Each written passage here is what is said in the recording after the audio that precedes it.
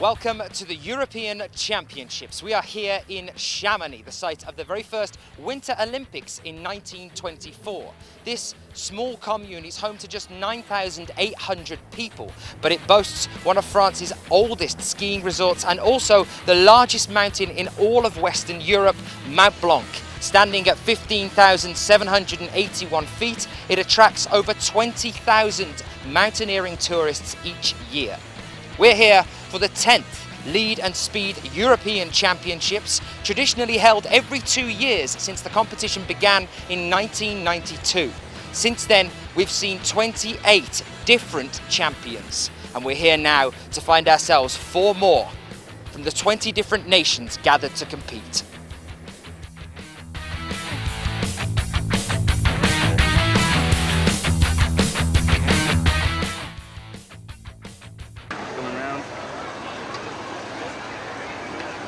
It is finals time here at the European Championships 2013. We are right up at the very top of the wall. You can probably see the final hold here, and some of the route setters just getting ready behind me. They're going to be dropping down seconds from now, getting ready for our athletes to come out for the final here. Earlier today in the semis then, only 4 tops all in all.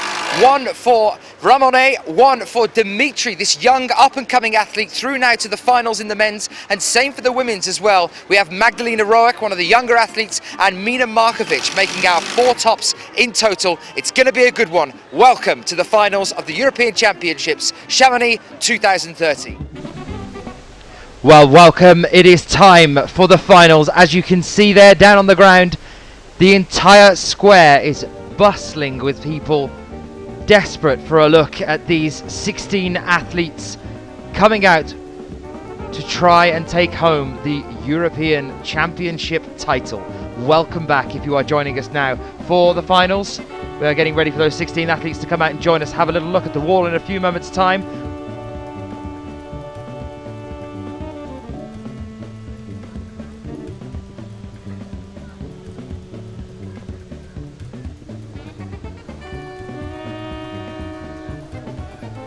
Let's have a quick look at the start list before we hand over to the local MC here, Christophe. As always, guys, you can get in touch with us on Twitter using the hashtag IFSCWC. I'll be hanging around there on the Twitter space, just in case any of you guys have any questions, or you want to just shout and scream, tell us all how excited you are for the finals. Send it in to us on there, give you guys a shout out, as I know some of you can't make it down here. So a few moments now I'll be handing over to Christophe. I will try sometime to speak in English, but I'm sorry about all the nations who speak really English. I don't speak really English, but I try for you just to understand some information on the climber. So I will try. I hope that you will understand my big mistake tonight. On vous souhaite la bienvenue, messieurs, dames, au final de la difficulté des championnats d'Europe filles et garçons. On va commencer la présentation. I'm going to hand over to Christophe now to give you an introduction of the athletes. We'll have a bit of a chat in a few moments' time. On laissera 6 minutes d'observation pour découvrir la voie.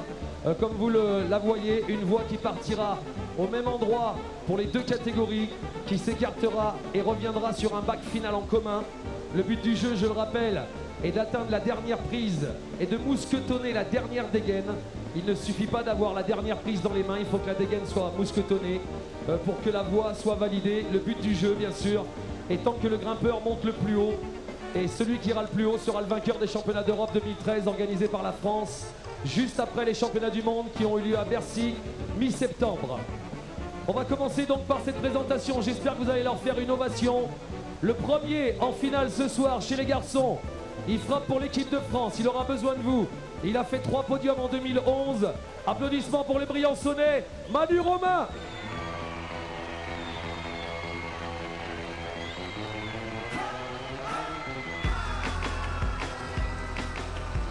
Deuxième finaliste ce soir, il a fait multiples podiums en Coupe du Monde cette saison en bloc. La saison 2011, il a remporté 7 Coupes du Monde sur 9 et il a réussi à choper le titre de champion du monde. C'était à Bercy au mois de septembre. Next climber in final from Austria, the world champion, Mr. Jakob Schumer.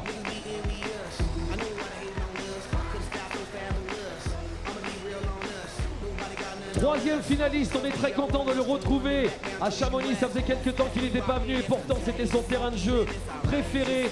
Il a fait 3 podiums en bloc cette saison. Il est très très fort en difficulté. He's from Netherlands. Make some noise for Jörg Verhoeven, Netherlands.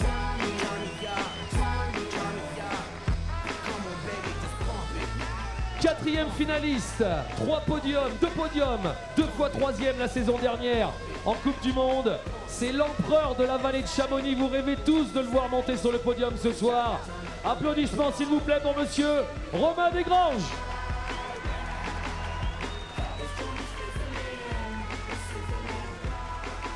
Cinquième finaliste, on parle du retour de Jörg. Lui aussi fait son retour.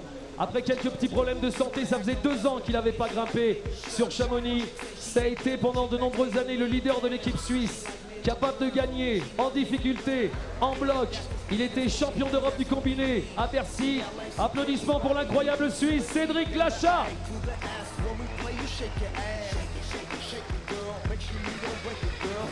Sixième finaliste, il a fait un podium la saison dernière. C'était à Crange, il terminait 3e. Il frappe pour l'équipe de Norvège. Il est tout le temps en finale, mais rarement sur les podiums. On va l'aider à y parvenir ce soir. Applaudissements pour le Norvégien, Magnus Midtbo.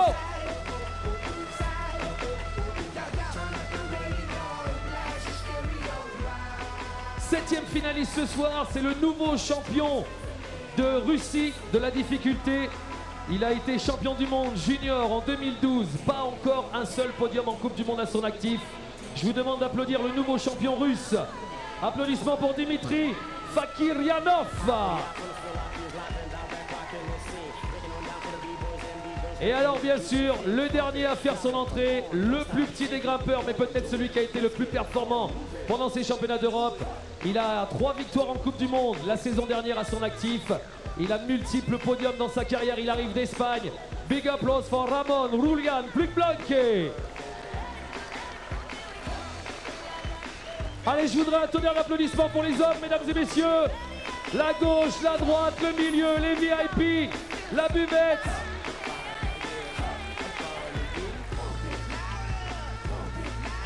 Présentation des finales filles. Elle a été incroyable ce matin. Le début des qualifs avait été très difficile pour elle. Ce matin, elle a été performante pendant les demi-finales. C'est elle qui a été pendant longtemps la leader de la voie. Je vous demande d'applaudir celle qui a plusieurs podiums de Coupe d'Europe à son actif. Et un podium en Coupe du Monde en 2010. Elle frappe pour la Belgique, Mathilde Brumay.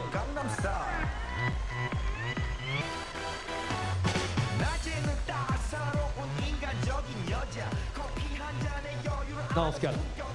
Deuxième finaliste, elle a été 5 fois championne du monde. Championne d'Europe quand elle avait 15 ans. C'est le plus gros palmarès de la jeunesse de l'escalade. Une grande finaliste, des victoires en Coupe du Monde. Elle frappe pour la France. Veuillez accueillir s'il vous plaît Charlotte Durif.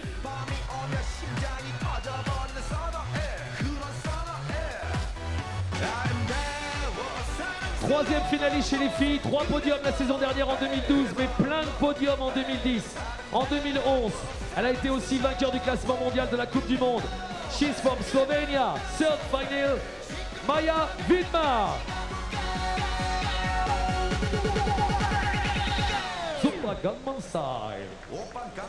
Allez, on va faire rentrer maintenant la petite dynamite russe. Elle a plusieurs podiums en Coupe d'Europe à son actif. Elle a un podium en Coupe du Monde. C'était en 2012. Applaudissements pour mademoiselle Dinara Fakikdinova, Russia.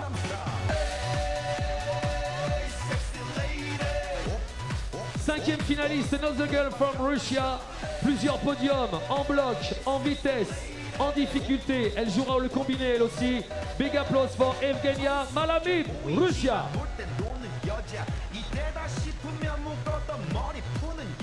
Sixième finaliste, plusieurs Coupes d'Europe à son actif. Elle a remporté la Coupe du Monde, sa première Coupe du Monde de sa carrière. C'était l'année dernière à Briançon. On y sera la semaine prochaine. Elle est française. Tonnerre d'applaudissements pour mademoiselle Hélène Janico.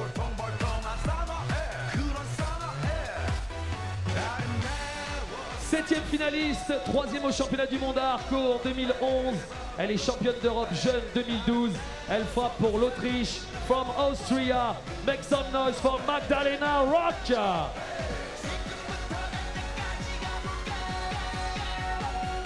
And the last one, she's second place to the general ranking IFFC.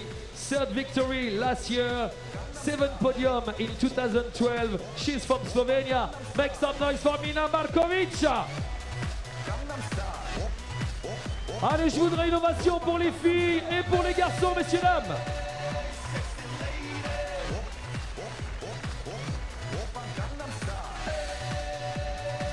Et maintenant, en vous rappelant qu'elles auront et ils auront 8 minutes pour atteindre le sommet de la voie. Now this is the observation time. Allez, observation de les voies. On leur laisse 6 minutes. On va les laisser tranquilles. Ils vont et elles vont échanger les idées pour trouver la méthode proposée par nos ouvreurs. Alors j'espère que vous allez être chaud bouillant. Ça va aller très très vite ce soir. Comme vous avez pu le remarquer, your European Championship finalists. 8 men, 8 women. Fantastic performances and turnout here at the final stage from both the French athletes and the Russians, making it through to this stage in women's and in men's.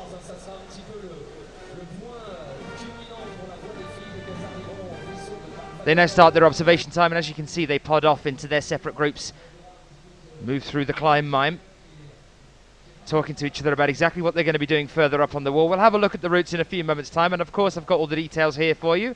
I'll talk you through what is intended by our chief route setter Adam Pustelnik here for the European Championships. Jakob down on the ground there with a pair of binoculars.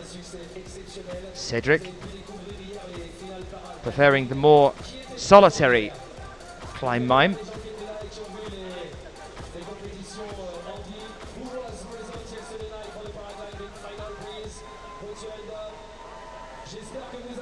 And we know that you've just been introduced to these athletes, but here are the graphics for it. There you are, the men's final as it stands at the moment. From the lowest to qualify, Manu Roman, all the way up to the top, Ramone and Dimitri with the 2 tops earlier on today in the semi-finals. Manu Roman, Jakob Schubert, Jörg Verhoeven, Ramon de Grange, Cedric Lechat, Magnus Mippo, Dimitri Vakirainov and Ramon Julien Poublanc. Those are your male finalists here in Chamonix 2013. Looking at the women's then, Mathilde Bermen, who held the high point for most of the semi-finals earlier today with a 40 plus. She's here in the final. Charlotte Durif, the previous European champion, Maya Vidmar, Dinara Fakhreddinova, Evgenia Malamid, Ellen Janiko, Magdalena Roek and Mina Markovic, the 2 athletes at the bottom there, highest to qualify through to the finals after getting the only 2 tops out of all 26 female athletes competing in the semi-finals earlier today. It's quite nice as well to have a brother and sister combo in the final. One for the men's, one for the women's, Dinara and Dimitri. Athletes coming a little bit closer to the wall. Jorg leading a pack. Go and have a bit of a touch and feel. See how the start of this route feels for them. Get comfortable with the beginning points. Though a lot of them, as you've seen, are carrying binoculars as the route goes all the way up. It's relatively high. It's quite a long route as well for both of the athletes for this one. That incline just keeps increasing all the way to the top.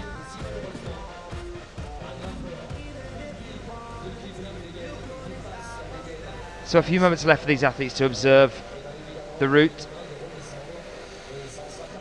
discuss amongst themselves which might be the best possible way of moving up towards the top. Dinara Fakhreddinova stepping back to get a bit of a better perspective on that one there.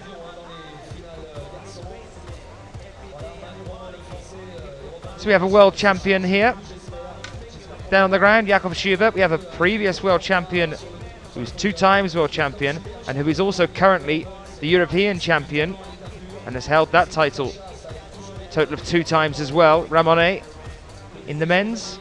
We also have the European champion in the women's, Charlotte Durif, down on the ground, and also Mina Markovic, who was world rank number 1, is currently world rank number 2. You know most of their names, I'm sure you do. If you don't and you have any questions about any of the athletes, don't hesitate to get in touch with us. Still a nice clear sky here over the top of us. Couple of clouds looming in over those mountains. We just got to keep our fingers crossed and pray that it doesn't come pouring down on our heads. In fact, one of the reasons that the routes are relatively vertical is a deliberate effort by the route setters to try and minimise the risk that rain would have on the wall here, as it does lean forward and it has some form of cover, keeping the route as close to the centre of the wall as possible for both of these two routes minimalises the risk that rain could have to the competition. We had the rain last year, if you remember, here in Chamonix for 2012 World Cup that we held here in Lead. Again, it was packed like it is here now. Only this time you can see all their faces because they're not hidden behind the sea of umbrellas we had.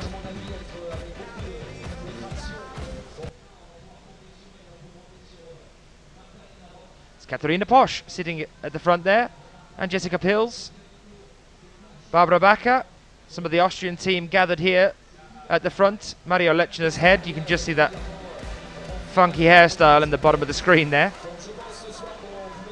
All these athletes gathered just next to the wall at the bottom now. Best seats in the house for the athletes that don't quite make it through to the finals. Just Charlotte Durif left up on the stage now. Oh no, Cedric Lechat still miming. It looked for a moment then like he was shaking out his arm. Still is during climb mime. Well, I hope he isn't getting a lactic acid build-up from climbing on nothing but air, because he's going to definitely get one when he gets on that wall. Otherwise, maybe he was talking himself through points where he can possibly rest. There are very few of them on the men's route. It's looking like our athletes are about to be herded back behind the wall. If you haven't seen the previous stages of this competition, if you haven't seen the qualifications and the semi-finals, I would suggest you do so, going back and having a brief glimpse at Dmitry, the young Russian athlete, and his performance throughout this competition. Quite an astounding show he's put on here for us. It's looking like we could have a new star on the horizon in lead climbing.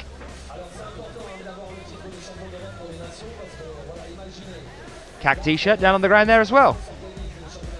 So who's with us, who's joining us? I know that Ashley Scott is now joining us in the Twitter sphere. Evening Dan, had dinner now and ready to watch how climbing is meant to be. He says, I'm supporting the French as there are no Brits left in. Controversial, Ashley. I like it.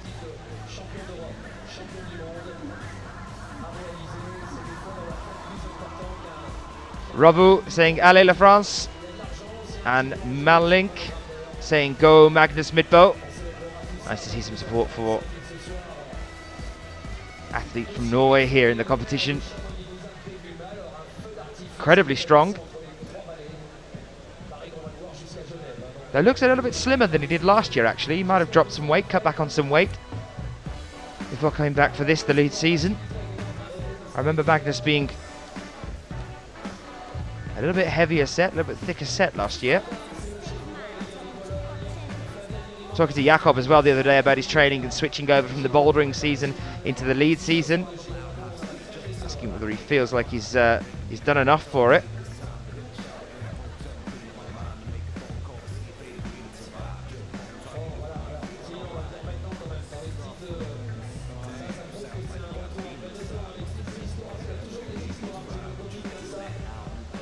Up in the mountains here in Chamonix, Mont Blanc.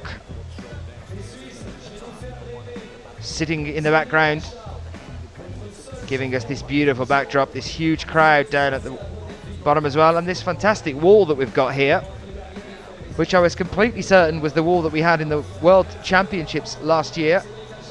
Been told since that it's not. I think it's the grey and the orange. It just sort of takes me back to Bercy. There's a song in that somewhere, I'm sure. See our athletes now gathered in isolation. Another interesting thing, I get the privilege of watching them back in the ice. So you can see Jakob back here now, though you guys can't. Jakob's on the warm-up wall, constantly moving along, trying out different things, whereas some of the French have zoned out, already have their headphones plugged in, settled in, getting into the right mindset. Jakob looks a little bit wired here. Clearly excited to get out. So here is the upper section of the wall for the men's then. We're going to take you through exactly how they're moving on this upper section. Let's have a look. So it's the 23rd hole, which you can see just appearing at the bottom there. Moving around to the left-hand side to this grey triangle here. Some nice pinches using the volume around that section, and the transition then over to the right-hand side is going to be an interesting thing to watch. The point just past those triangles, as you can see, building up here towards 40 and 41. This is going to be another interesting period during the climb for them before moving up to the 45th at the very top. That point up to about 42. Another tricky moment there between the triangles up to the next volume, that diamond-shaped volume you can see on there. That could be another point where we see some of the athletes coming down here. This is an 8C to an 8C plus that we're looking at here for the men's. So stepped up yet again in the finals. I've of course got more notes for you as well. I'll talk you through that as we go along. This is the women's then we're looking at here, starting off around hole 28. As you can see, a longer route here for the women's, a little bit more higgledy-piggledy.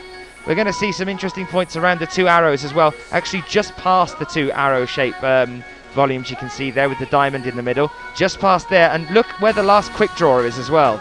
It's around hold number 42. There isn't another quick draw for them until they reach up to 51 and top. And that gets into a dynamic section up at the top there. It's going to take some guts and some gusto to be doing dynamic moves that high up on the wall with that quick draw so far behind you. It is of course completely safe. A couple of you might have hands on heart up in your throat there as you're looking at that one. The big gap you can see between the last quick draw and the top.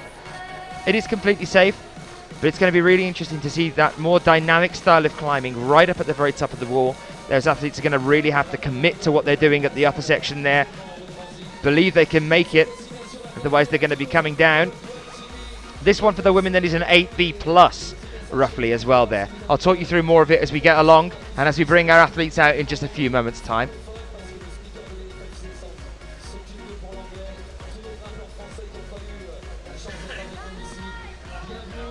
And is this the best setting for a Lead World Cup? What about your opinions on that one? We've been all the way around the world for Lead World Cups, but we've never quite seen backdrops like this.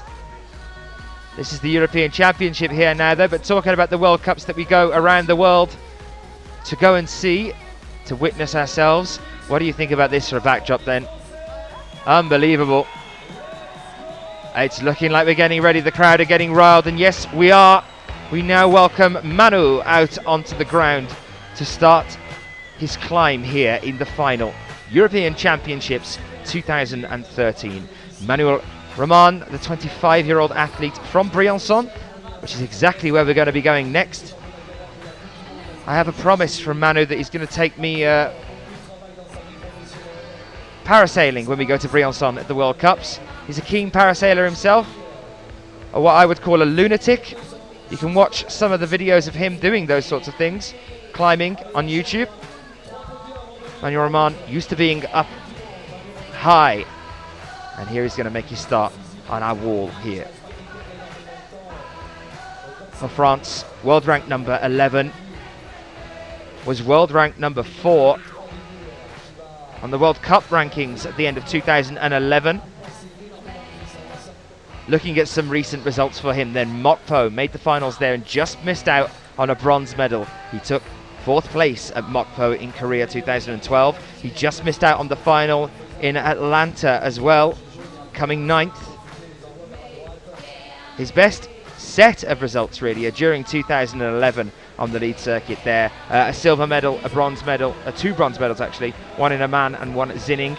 The silver medal, of course, no prizes for guessing where that was. It was at Briançon in 2011. No doubt he's getting himself psyched for the next World Cup that'll be taking place on home grounds for him. So as you can see, these routes start off at roughly the same point. They branch off around the 3rd quick draw, and the next 3 after that, the ones that Manu is just getting onto now, I believe this is the 4th here, and he's going straight for the 5th. The next one after this, the 6th, from there on, that's when this route really kicks in. That's when it gets tough for the men's. Sometimes crimpy, this route, sometimes with flat and small pinches a little bit higher up. After the two triangles, I'll talk you through what we're expecting to see after those two triangles as Manu starts to push for it now.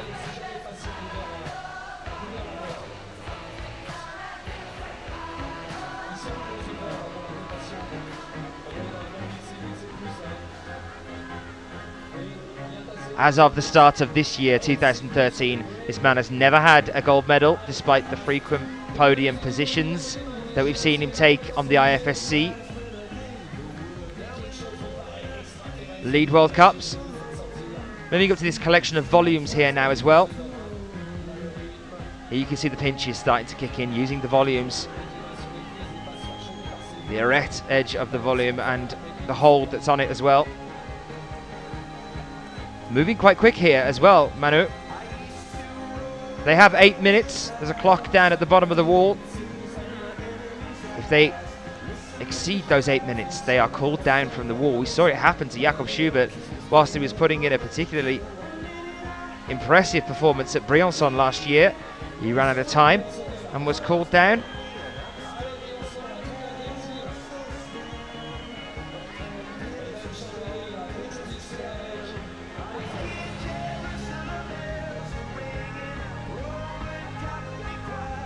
Seaman Yimi saying go all sportsmen. Nice to see an all-round support there from people. A heel hook here now for Manu Rahman.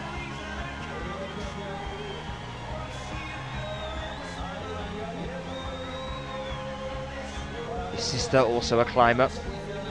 Now this then, the section of the two triangles. Gonna have to commit a little more to the moves here from now on in. The holds get a little bit smaller. And we're about to enter this nice transition for them over to the right-hand side before curving back towards that top after this one. From this point over to that next volume, some hard moves here. There's 2 or 3 tricky ones. He's just getting into them now, and that's exactly what cost it him. Well, there you go. I told you to watch out for it, and there it was. It looked like it crept up on Manu Rahman as well. Interesting when you're talking to Adam about the routes that he's set here. He said to me a little bit earlier on today, that is the point that he's looking to see the split here with the men, just past those two triangles. And our first climb, if it's anything to go by, is suggesting that that's going to be the way from then on. There you can see the clock timer at the bottom of the wall. He had 4 minutes 10 left of his climb. So very fast indeed up to that point. It was way up into the second third on the wall. Plenty of time still to climb.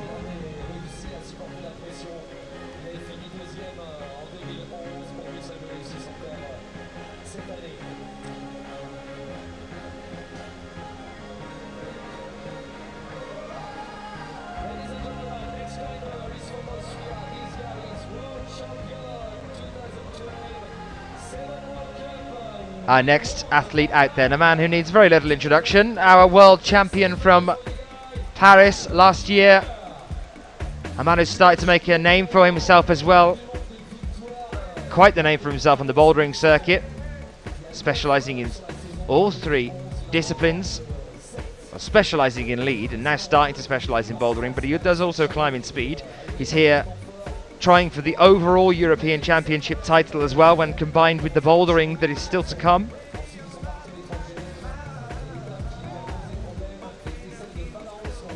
Sheila joining us as well. Hi Sheila, saying pretty bouldery start, eh? Scared on the clipping front for Manu, who only used half his time. Yes, he was down after just half of his time. Here's Jakob Schubert then.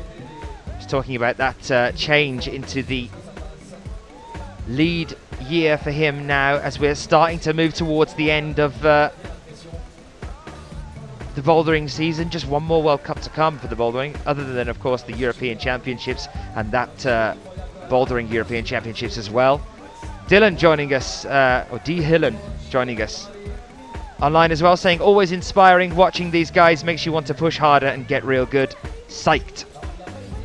I'm sure a couple of these guys are as well. I'm sure there's definitely one athlete back in the ISO now who's particularly psyched to be up here in his first major final in the senior circuit for him. Dmitry Bakironov, he will be out a little bit later on. Highest to qualify, tied with Ramonet.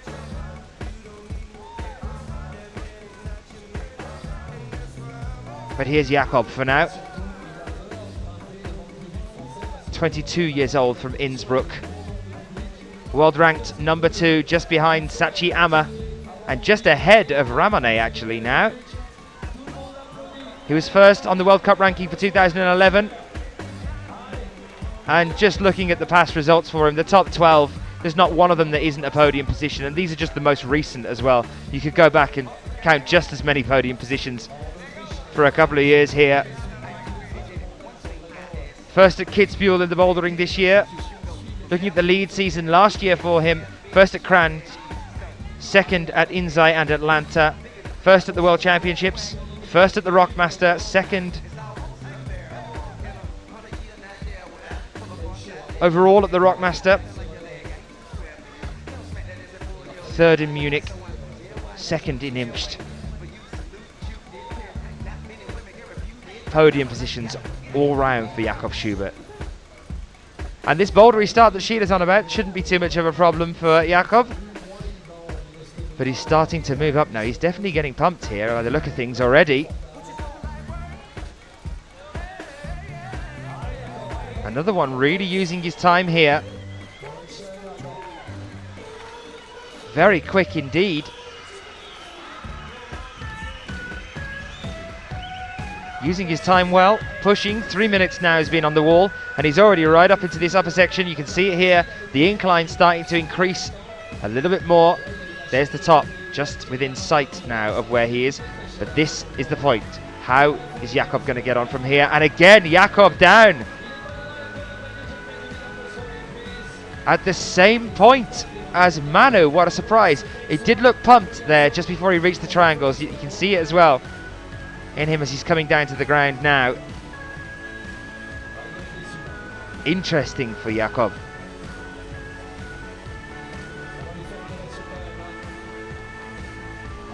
He's not going to be happy with that one at all. Still, again, plenty of time left. Well over half of his time still to go. I think this is definitely going to be a case of slowing yourself down, using that time, and two athletes that definitely did that during the semi-finals, Ramonet and Dmitry, still yet to come. They really took their time in the semi-final routes. They found places to rest that weren't necessarily there to rest. Yeah, you can see there Jakob just going over and talking to Manu. Both of them seem to be agreeing at that same point there. Interesting to see them discussing it. So risky then for Jakob and Manu at this point in the game. Still 6 more athletes yet to come, one of them about to join us. And now will be Jörg Verhoeven, earlier with a 43 plus in the semi-finals, put him ahead of both Jakob and Manu. So not the best start for Jakob, considering that the lead season is literally a week away now, that will be in Briançon. Maybe he's still in bouldering mode, I don't know. Jörg starting us off here then, the 28-year-old athlete, now living in Innsbruck, world ranked number 7. Was World Cup ranked 6th at the end of 2012. Came 3rd at Vail this year in the bouldering, took a bronze medal there. Took a silver medal in Toronto and a bronze medal in Mial as well. Before that as well, if you're looking at bouldering only for Jörg, it was quite a few years on the IFSC circuit before Mial of this year that Jörg had taken a podium position in the bouldering. Again, another lead and boulderer.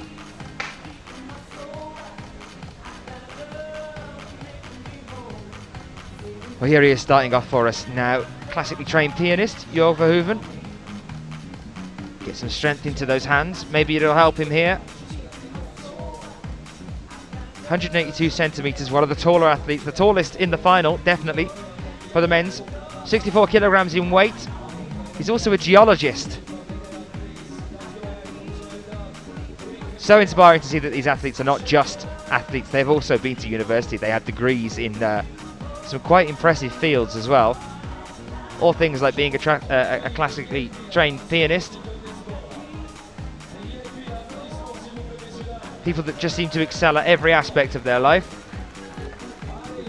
Started climbing in 1997, Jorg did, at the age of 12 in a gym in Amsterdam. He climbs boulder and in lead. And at the qualifications, I was telling that story about in 2003, just after he'd finished school, he vanished for a little while, went over to Arco and lived in a cave. There you are for a random fact on Jorg Verhoeven. He went out there because he wanted to get some time away from it all and go climbing. He did do that. He then suffered a bad fall and broke his foot. And I'm not sure whether it was just that he wasn't sure that he'd broken his foot or not. But he then entered a competition on that broken foot, and it took the organisers until the semi-finals. Jorg had made it through to the semis and was pushing for the finals as well, before they realised he'd only really been climbing on one leg, and they should probably send him to hospital, and they did. They pulled him out of the competition, sent him over to hospital with a broken foot.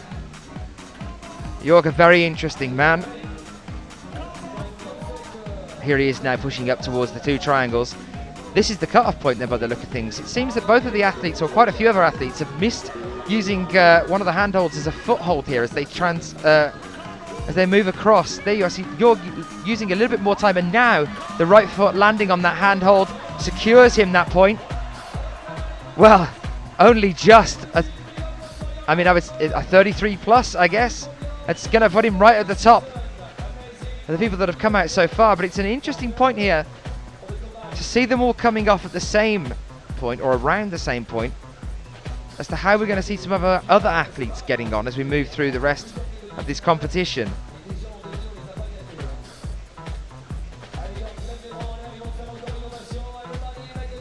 A good performance from Jorg there. He looks relatively calm as well. He used that the right foothold that was the handhold earlier on to get a bit of a better purchase, and it did give him a better purchase on that next hold. He just needed to again sort the footing out a little bit more there and commit more to that next move. I think that could be what it is about on this one. They are much smaller handholds from that point onwards for the next 2 or 3 moves, and I'm talking to Adam about it earlier, so it's just a matter of commitment. You've just got to really go for that. Trust yourself to keep a hand on the hold.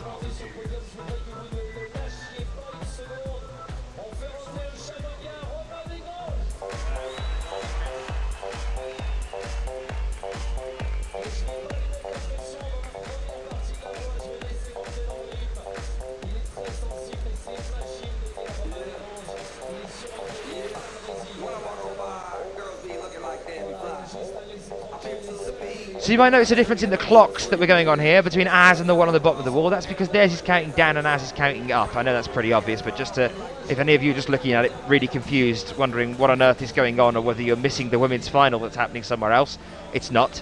It's the same timer, but they're counting at opposite directions. Just to confuse you, keep you guys on your toes. The other thing as well is that we don't have the official judges' scores coming in, so we from a production side are doing our utmost. Got Mike next to us doing his utmost to give you the most accurate scores he possibly can.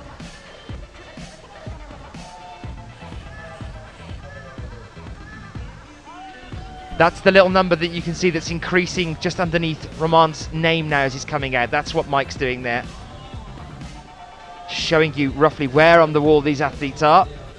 So Romain Degrange just moving up into the 8th hold now. Our next athlete then. How are you guys finding it so far? You psyched? You enjoying this one? Who do we think is going to give us our first top? Some comments then.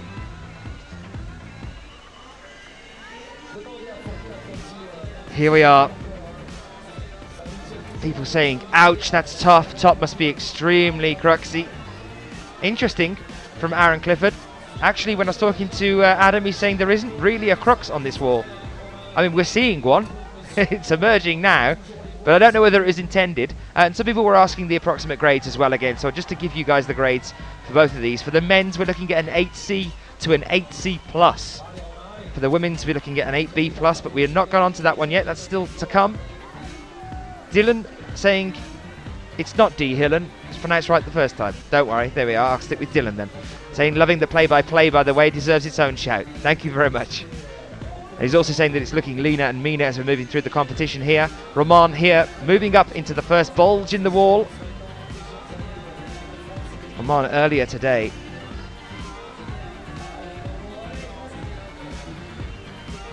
+43 in the semi-finals. Topped both routes in qualifications. Again, one of the older athletes here, 30 years old, from Sante Colombe. World ranked 5th.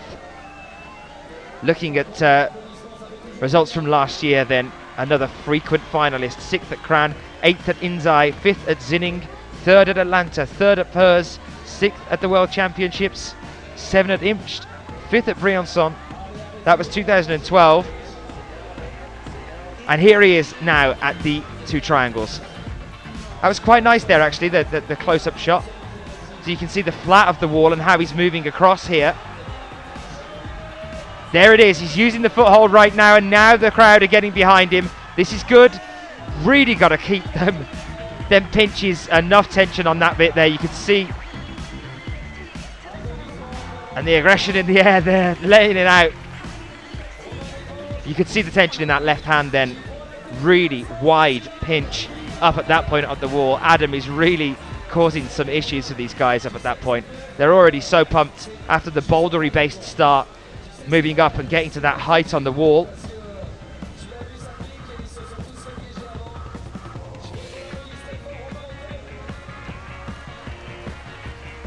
It's around 32, 33, the holds on the wall, where Adam really has sort of put a bit of a snake in the grass for them, or a nail on the wall as it were.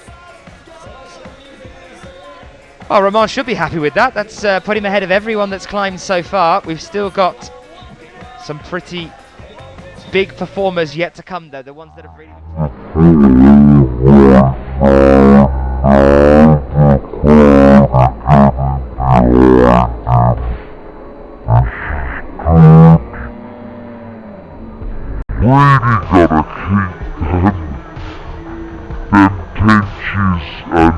tension on that bit there, you can see. onto the holes that were next to him, give him a little bit more extra push, so he didn't have to do quite so much of a dyno really to the next move. Risky to do that high on the wall or on any lead wall.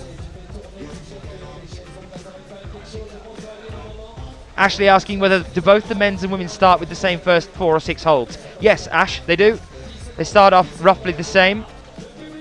There you are, you can see right in the middle of the wall there. It's roughly the first 3 draws. After the onto about the 4th draw onwards, that's where it starts to deviate. So the women will be starting around here as well. But the routes don't really start until you start moving over, in the men's case to the right, the women's to the left here on this one.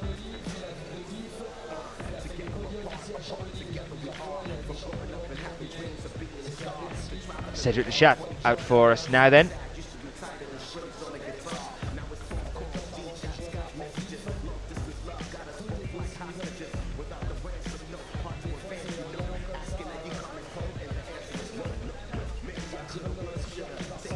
Cedric, 28 years old, from Porrentruy, world ranked 18th.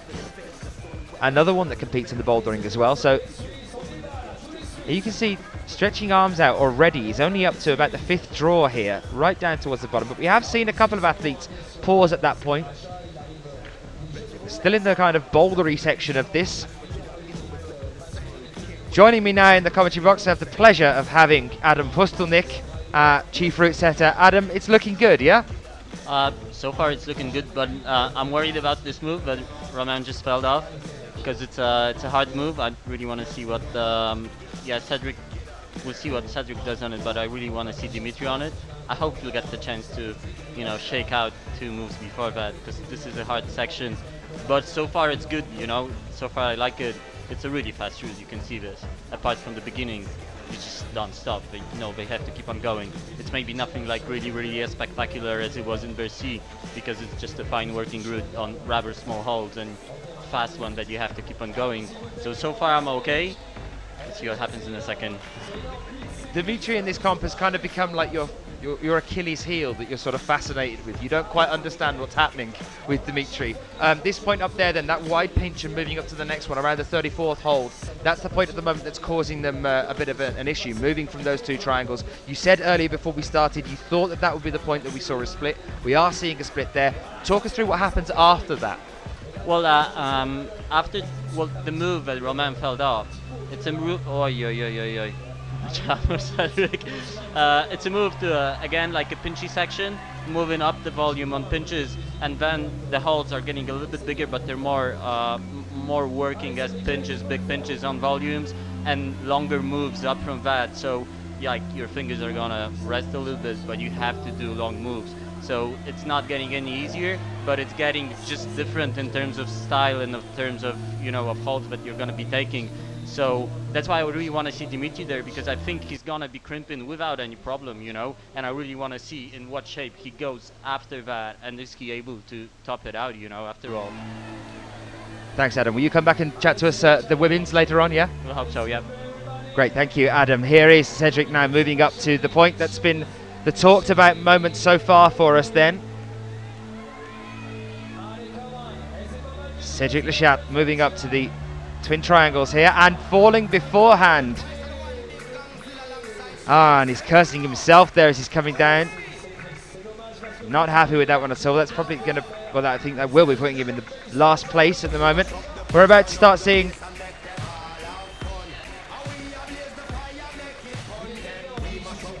our next athletes out. We're moving into the right to the very top now. These are the last three we're into. It is Magnus Midbo up next with the same score as Cedric Lechat during the semi-finals, a 44 plus. Topped both routes, Magnus Midbo, in the qualifications. Magnus, very strong lead climber.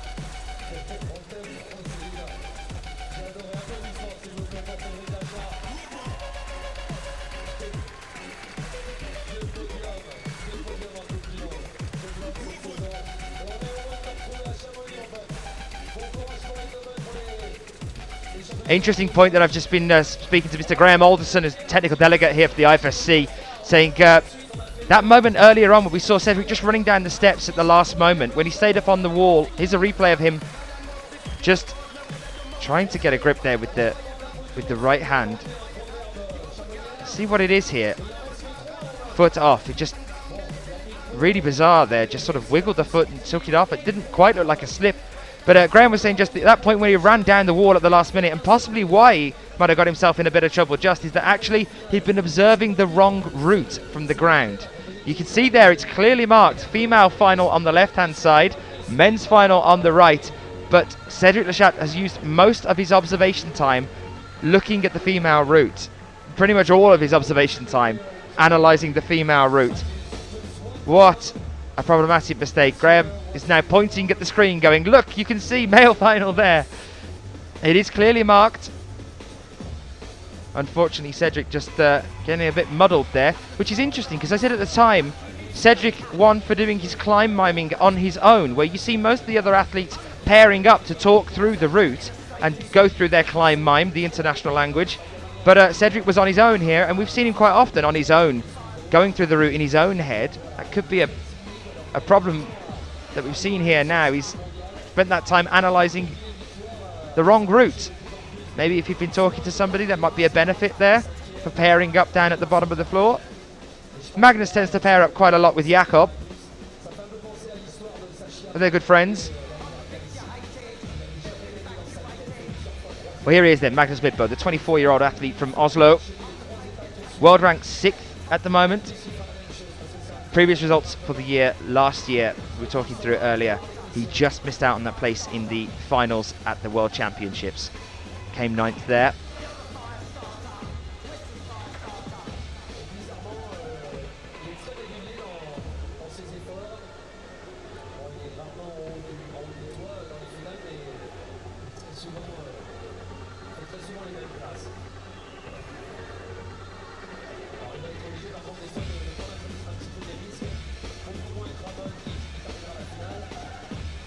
Magnus here making a push up on the wall. So some comments that are coming in.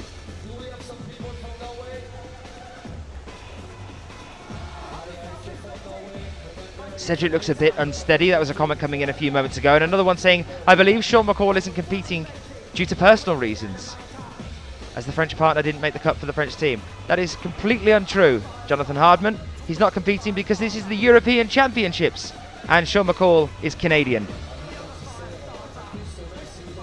There might be something going on there, I'm not sure, with the French partner, but it's definitely not the reason that he's not here and competing. He might not be doing Briançon because of that, perhaps. But this one's the European Championships, not quite onto the IFSC circuit yet. Nice to see a warm-up event such as this, though it is massive in itself as well. Biggest one in the comp year for the lead in Europe. You can see the crowd that was gathered at the base earlier. That's only going to get bigger as we move through the competition here. But yes, we had a couple of confusions yesterday about why Sachiyama wasn't here, or Kim Yain, although Kim has that injury. No, it is the European Championship, so that's the reason why there are only Europeans here.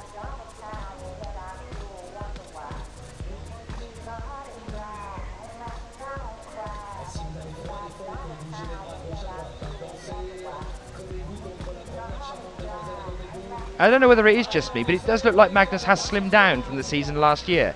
I remember Magnus being a lot bigger than this. Maybe there's a reason for that. I'll aim to find out before we get started onto the... Oh,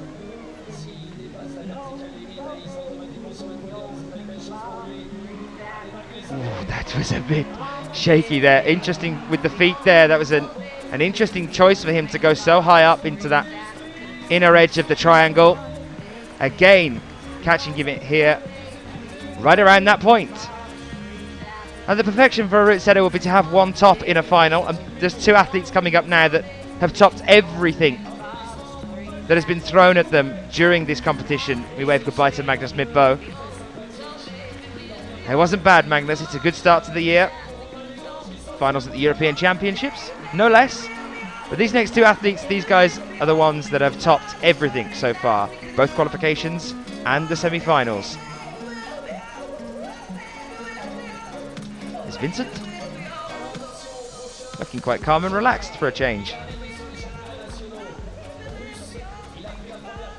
Here's a replay of that moment. Now here, look, making a decision to use that handhold as a foothold. Just put him in a really strange position there. Interesting decision. But yes, our next athlete is Ramonet.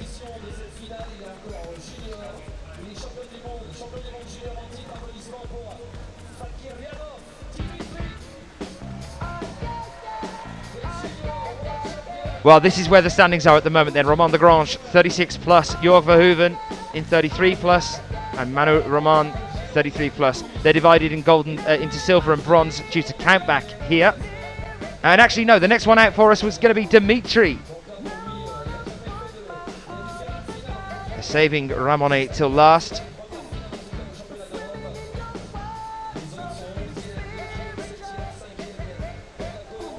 And look at that, that's as far back as it goes here. Thousands upon thousands of people. It's always a good turnout in Chamonix. It's always a great comp. It's like Wimbledon 3 times over that we saw the crowd waving on the hill. We've got the crowd waving from the square here as we zoom in.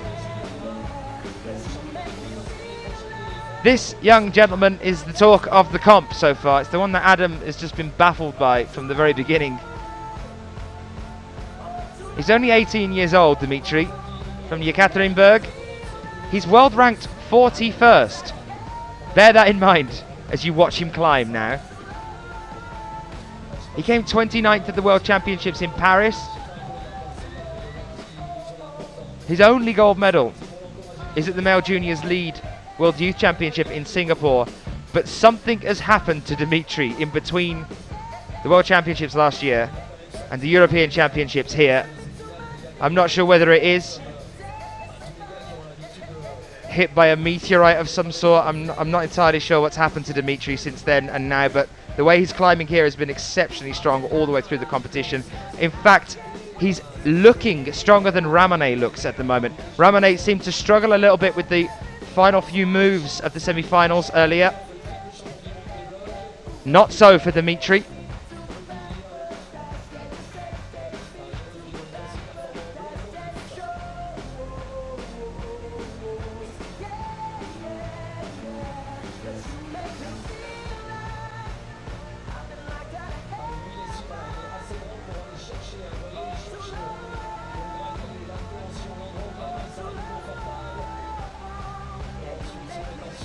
And yes, some comments coming in for us then. Katie Dartford. Where are you, Katie? Wow, some amazing climbing. Have an awesome eve watching European Championship League finals in Chamonix. Sheila saying, yep, Sean is boycotting Briançon. Interesting. Controversial. And you mentioned Magnus being thinner, but I noticed it last year already. All right, Sheila, it's not a game of who got there first. Ashley Scott saying he's also not competing as far as I know, he's training ready for the World Games that are coming up as well. Yeah, that has become a kind of focusing point for Sean. We interviewed him about that. You can find that online. We interviewed him about that just recently in Kitzbühel.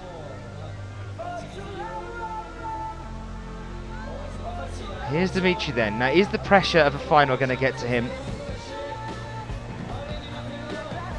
A few awkward moves there, but he's taking time to pause. Again, look, finding rests when there kind of aren't really any rests to be found. This is the fascinating thing that we saw during the semi-finals. Really nice and steady. Took time to shake out as he was moving up. Just been on exceptional form all the way through this comp.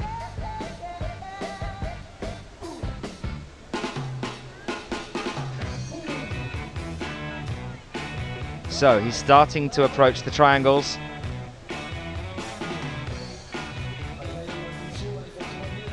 He's got to watch this clip here. He's got a clip that he's got to get to.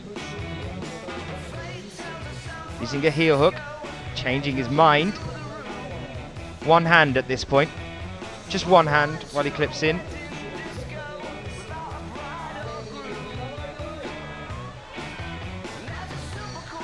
Now my palms are sweaty. This is the point now, moving up to this. Couple of moves time, he's going to hit those triangles.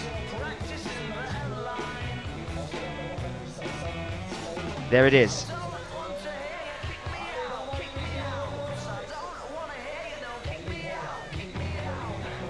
Wide pinch again, using the arete of the inside edge of that triangle.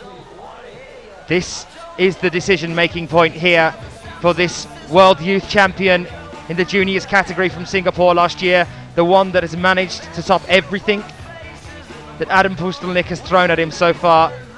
This is make or break time for this young athlete.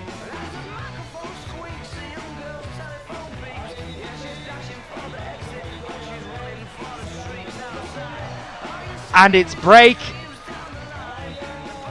And not make, unfortunately for him here. That's going to put him relatively low down. So it falls down to Ramonet. A fantastic effort there from Dmitry Fakironov. I was expecting to see a top at the last.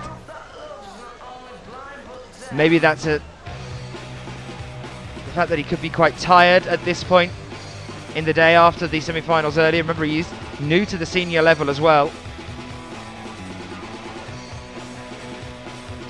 That could also have been a basic mistake there in the way that he was moving around. Going for an undercling. He had hardly anything on that edge just above with his right hand there.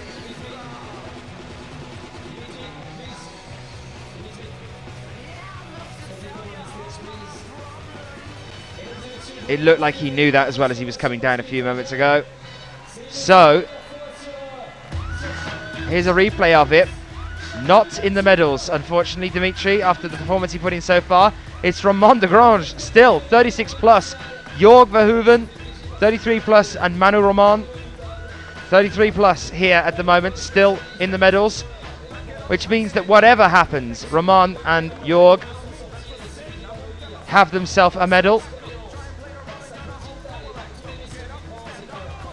There is Ramon de Grange, refusing to move, currently in the gold medal position, clearly wanting to see what's about to happen here.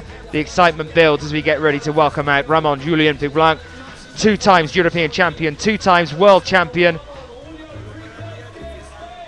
Can he be the man to defeat Adam Pustelnik one more time? He's done it at every stage in the competition so far. If you guys are enjoying the finals here, you want to get in touch with us, you can do so on Twitter using the hashtag IFSCWC.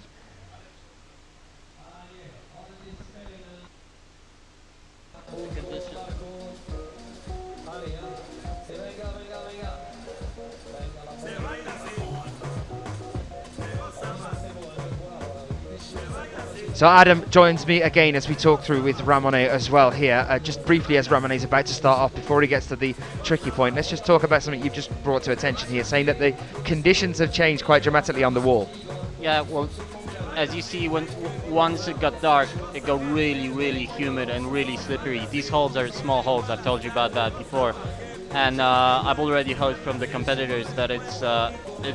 I know the route is you're unable to stop and really chuck up, and with this humidity in the air, they're all slippering from these like small holes. So it changed a lot, and it's definitely a harder route than it was supposed to be. And but either way, I hope for the Ramonet the best. We've seen Dimitri just a second ago. He's made so many mistakes. You can see that this is the experience that you need to have on these sort of competitions. He was stressed with it. He had even problems on the very bottom where he climbed in a totally different style that he climbed during the semi-finals. You could see that definitely in the semis he was confident. He was going for it. Like every move, okay, no problem, go, go, go. Here he was like, you know, thinking of every goddamn move he was trying to do, and really taking so much time on it, while in fact his style seemed to be so much more faster. So I really hope for the best for Ramonet. I hope he advances and he goes all the way to the top, but I know this is definitely much harder than it was, because the holds, they're not in cut, they're not positive, they are small, rather flat holds, especially at the upper part where the leader Romain was at his best. So even now, take a look at this sloper. Like this sloper is normally something you should let your feet go off, you know, and they're not. Just keeping it. It's just slippery. So this changes definitely the competition. We have to watch out for this. It's coming back. Now, do you think Ramonet is going to be aware of that? I mean, obviously you can feel it in the hands there as well, though. But that Ramonet has this sort of quite slow and drawn out style. We saw Dimitri climbing earlier, and something that we noticed as well was climbing in the semis with a very fluid style of movement. Here seemed quite kind of tense, was pumped really around here already, and then just seemed to get into a bit of a fluff with clipping in and stuff later on. Ramonet's style then to really take his time on things. He really likes to take the slower climbs, and if he doesn't trust something, he's one of those climbers that will come back and go up again, go back and come up again, and it does exhaust in some cases, but it also can be a good thing. And in these conditions, what do you think he's going to be making of the wall right now? I mean, I'm quite sure that Ramonet is going to be taking this time, you know, to come back and to try to chuck up, but up higher on this route you don't have so many positions, and what is the problem about the conditions that you don't feel confident? This is not a flash route, it's a non-side route. You have to be confident once going to dynamic moves, and with feeling the hole slipping in your hands, you don't feel confident. You see, like every move here, they feel like, wow, they might slip off every moment. I know we've been climbing in similar conditions, but you know, it is always difficult to play with this, to play with the weather, what's gonna happen, you know. So this is mostly the case. I really hope he's gonna be just backing off and being able to chuck up a little bit, because this is a monster of endurance, you know. This is the guy that has just huge endurance, and he's probably the one who's capable of, you know, of resisting this route, you know. So let's see, and hope for the best for Ramon and for the Spanish team. Thank you, Adam, yet again for coming in for us. We'll see you during the women's. Thanks, Adam. That's Adam Pustelnik, our chief route setter here, talking about the conditions now changing on the wall.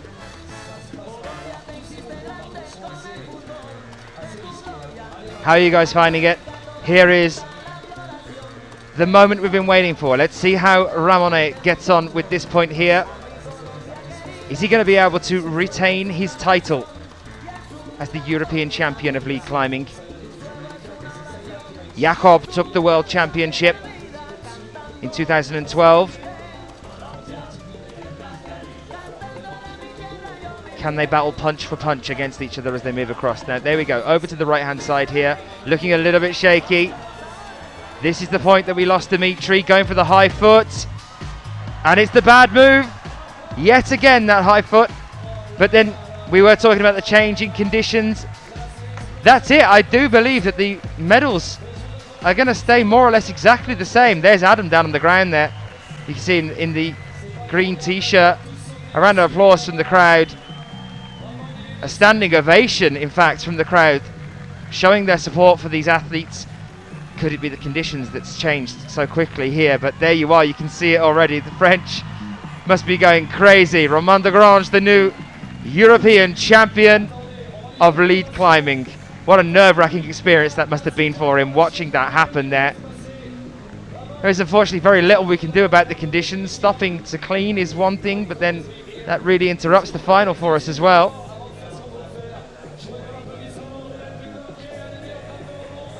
Well, an unbelievable effort for all of the athletes here. Hopefully you've enjoyed the men's final. It was relatively exciting. I do believe that route could have been topped. Just some bad luck for some of the athletes here. I don't think it was an untoppable finish. Not like we've seen before in the occasional times where it just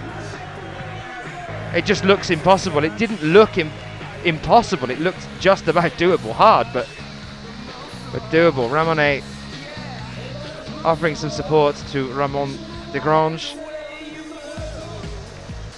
who's clearly having a whale of a time right now. Don't go anywhere. We have the women's final for you. It is about to commence.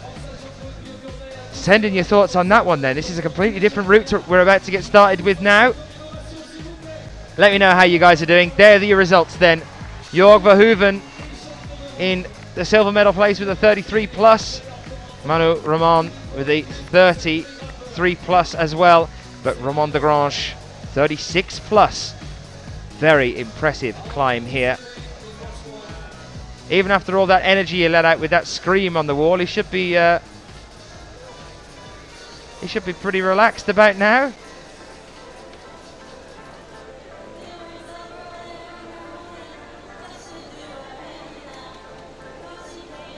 Comment there on from Aaron Clifford saying, if we're going to see a top, I think it's going to be from Ramon, in my opinion. I would have completely agreed with you up until just about 5 minutes ago. I completely thought that it would be, but here we are. Unfortunately, no. It's Ramon, his score hasn't been entered yet for us. But Romain Desgrange, Jorg Verhoeven and Manu Roman are the 1, 2 and 3 here at the European Championships 2013 in Chamonix. Dimitri, though. Oh, we have a change here. Of course, this is because we go back down to count back. Despite tying on the exact same move here, because Ramonet was higher to qualify from the semi-finals, he's actually in second. These are, again, provisional, guys. This is, you got to wait until the comps, a couple of minutes after the competition, wait for appeals and anything else that might be happening with the judges and officials. It looks like the route setters were there just testing out the wall to see whether they thought the conditions were completely unfair. So, silver place not to Jorg, bronze for Jorg.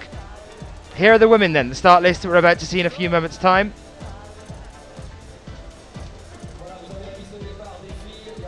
Adrian McNair saying, great showing by the French in home court advantage on the IFSC World Cup. Ashley saying, I reckon that Charlotte will do well. She climbs slower, but hopefully will be more careful. Ruben Coppens joining us saying, I want to see someone going past point 36 following live on IFSC World Cup. Yeah, we did as well. We wanted to see a top there so desperately. I thought it was going to be Ramonet. I was agreeing with some of the other guys that are joining us now. But on to the women's then. Mina Markovic, Magdalena Roek, the two that topped earlier in the semi-finals. But in terms of really big names in lead climbing, it's Maja Vidmar, Mina Markovic, Charlotte Durif, Magdalena Roek here. Ellen Janicot starting to make a name for herself. Dinara Fakhridinova always on that borderline between just making finals or just slipping into the upper section of the semi-finalists that didn't quite get there. Evgenia Malamid as well, another one that does relatively well. I'll be talking you through them and the route when we get ready to go with the women's finals in just a few moments' time. Welcome to the European Championships, the finals in Chamonix 2013. My name is Daniel Finn. You can get in touch with me on Twitter by using the hashtag IFSCWC, or send any questions you have direct to me at _Daniel Finn.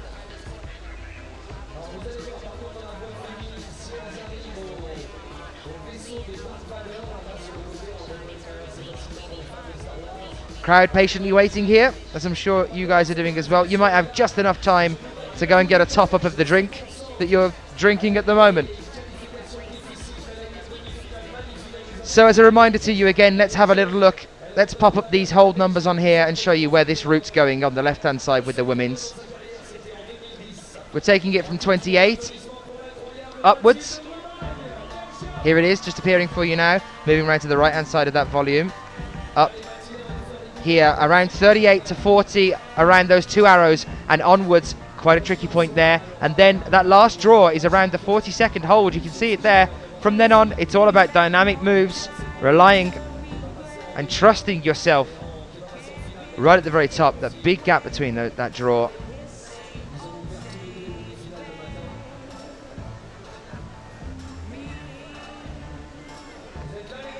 Ruben saying grats for Ramon de Grange, new European champion in league climbing 2013. Indeed, congratulations to him. Pierre L saying, I hope in the future we might see Alex Migos and Adam Ondra in World Cup events. They're the strongest rock climbers at the moment. We've seen Ondra at them before. For now though, let's leave the talk of the men's behind and move on to the women's as we welcome Mathilde Bromagnet of Belgium. World ranked 18th, 24-year-old athlete. Made it through into finals last year twice. Once in Imst, once in Mokpo. Made it through to finals in 2011 twice as well. World ranked 18th. She's been as high as 15th on the world rankings in 2011.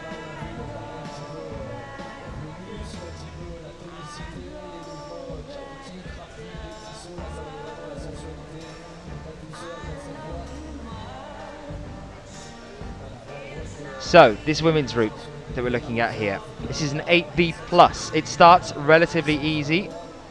You could say that the hard part of this route starts from roughly the third clip after the split, like with the men's. So the split happens in the route around the third draw. And 3 more after that, once you've clipped on that one, that's roughly where it starts to get really tough. But this one just gets harder the higher you get. No particular crooks. Crimping on small holds. All about committing towards the top because the moves are less secure. Using the arete up there as well.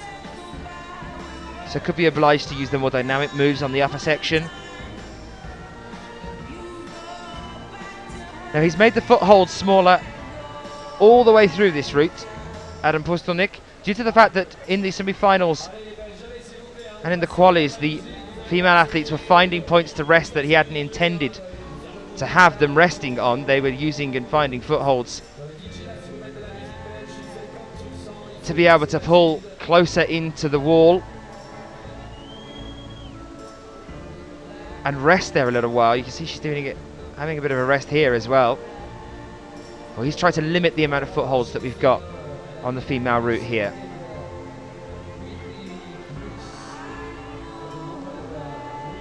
It's a nice positive hold there on the right for her. Clip in, pop out. So this one on the left in a few moments time. Bring the feet up before pushing forward. Gotta let go of that heel hook, Mathilde.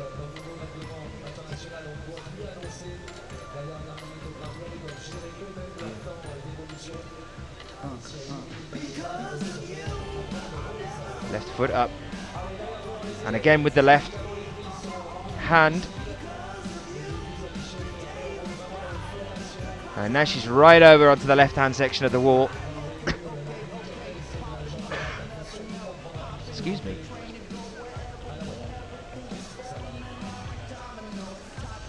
Here we are then. Trying to give you as live a live score as we possibly can. This is around 26. We're at the point on the wall now. You can see the counter happening just below her there. Our clock counting up. She's been on the wall now for 3 minutes 30, 3.5 minutes.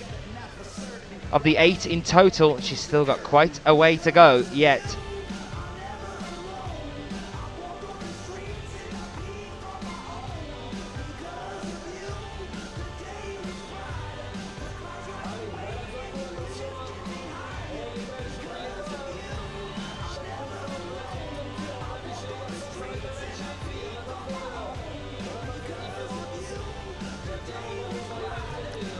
Okay, so moving into this collection of diamonds now. See the clip just above her head here. Clipping ahead of herself as she's climbing here. Remember, at the top they have to climb past the clip, the last draw into that more dynamic section.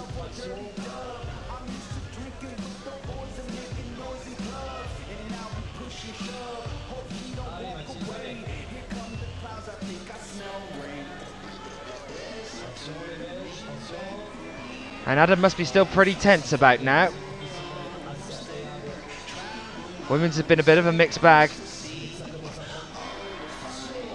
Slipping, you can see the shakes, and that's it, she's gone. You could just tell there at that moment, just couldn't quite get the foot back on the wall.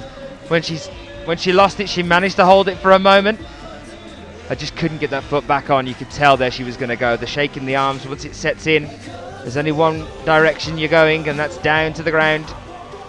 Matilda wave to the crowd here. Good effort for her here. 7 more female athletes to emerge.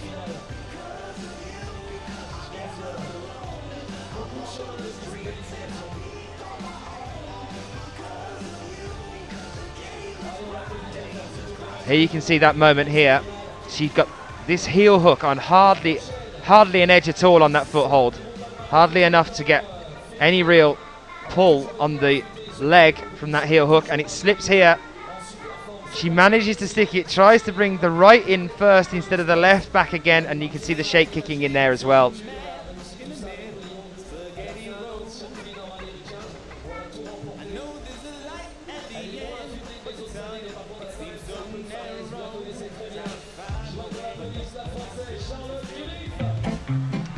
So, next up, our previous European champion, Charlotte Durif. Here she is, to a round of applause from the crowd. Could we end up with a double French European champion here at this event in Chamonix? Charlotte Durif emerging now for us. Previous world champion, European champion, do apologise. She was European champion, Charlotte, in 2006. And since then hasn't medalled at the European Championships in the next two after that, 2008 or 2010.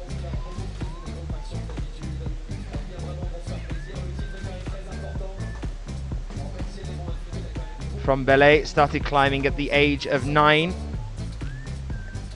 Born on the 18th of August 1990.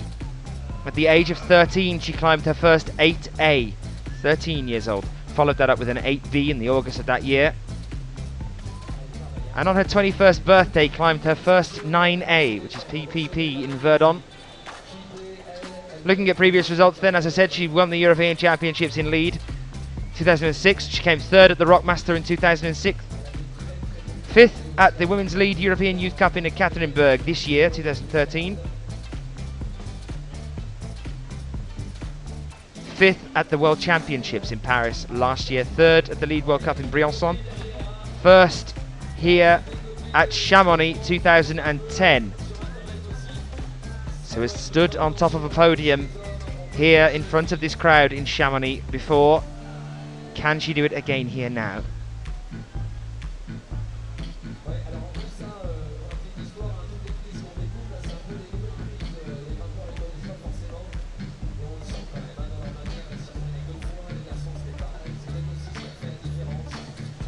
Okay, here we go, Charlotte Durif. Just starting now to move away from that joint start that we've had.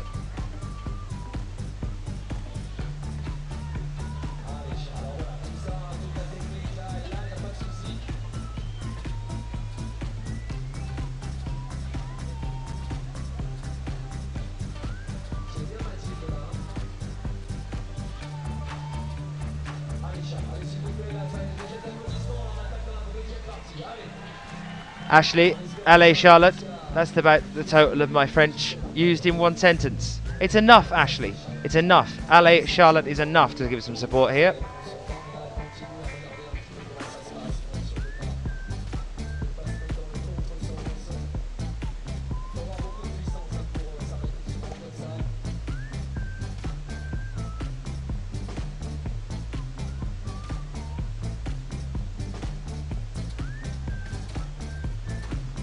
So it's around the 32nd hold that we lost Mathilde just a few moments ago. Charlotte taking her time here now, still quite away from it.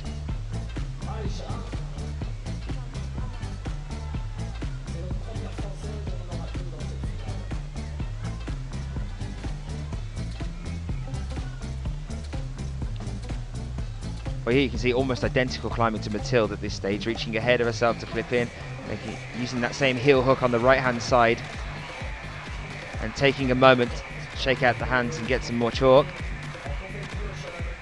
So in a moment it's up with the left hand, up with the left foot, and up with the left hand again.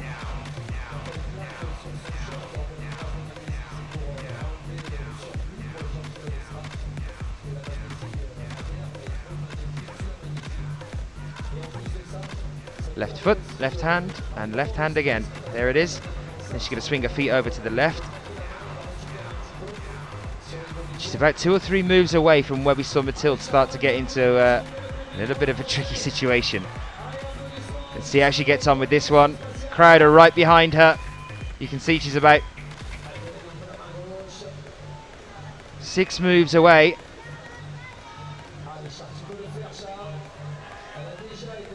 The big orange is 27.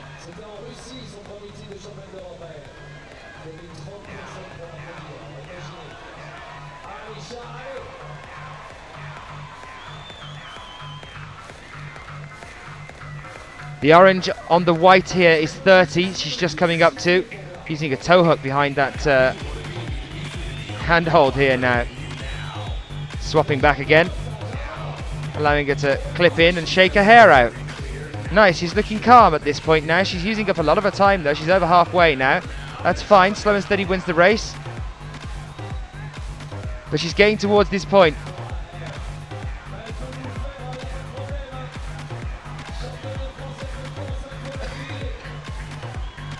Right, here we are. She's starting to move past it now. Now she needs to clip in ahead of herself here, I think. She's moved past the point that we lost Mathilde at. She's using a heel hook here. Choosing to move up to the draw before clipping in. Don't miss this draw. Went for the next one up, so she's going to get the plus on that move. I believe that'll be a 34 plus.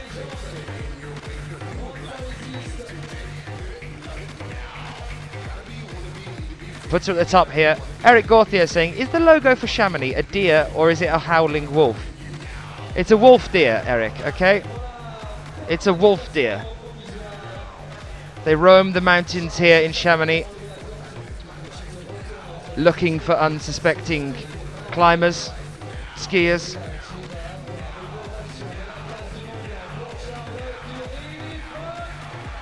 A round of applause for Charlotte Dorif there. Here you can see that moment.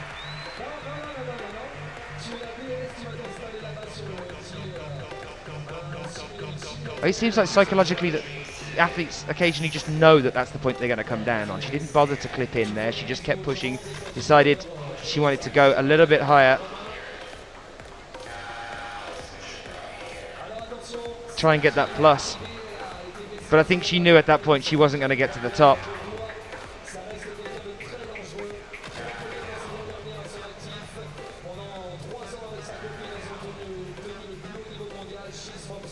There's our crowd. Thousands of people turning up here in the square to watch, and not a drop of rain so far. Fingers crossed as we carry on through the rest of the evening. It was an absolute downpour last year. So our next female athlete out then is Maya Vidmar. Score of 42 plus in the semi-finals. It put her in equal third place with Evgenia Malamed, Ellen Janiko and Dinara Fakhridinova, who are still to come after she climbs here now. Maya, 27 years old from Kran, exceptionally well-known climber. She was third on the World Cup rankings at the end of 2011, but of course 2007 was her year. 6 consecutive golds in a row.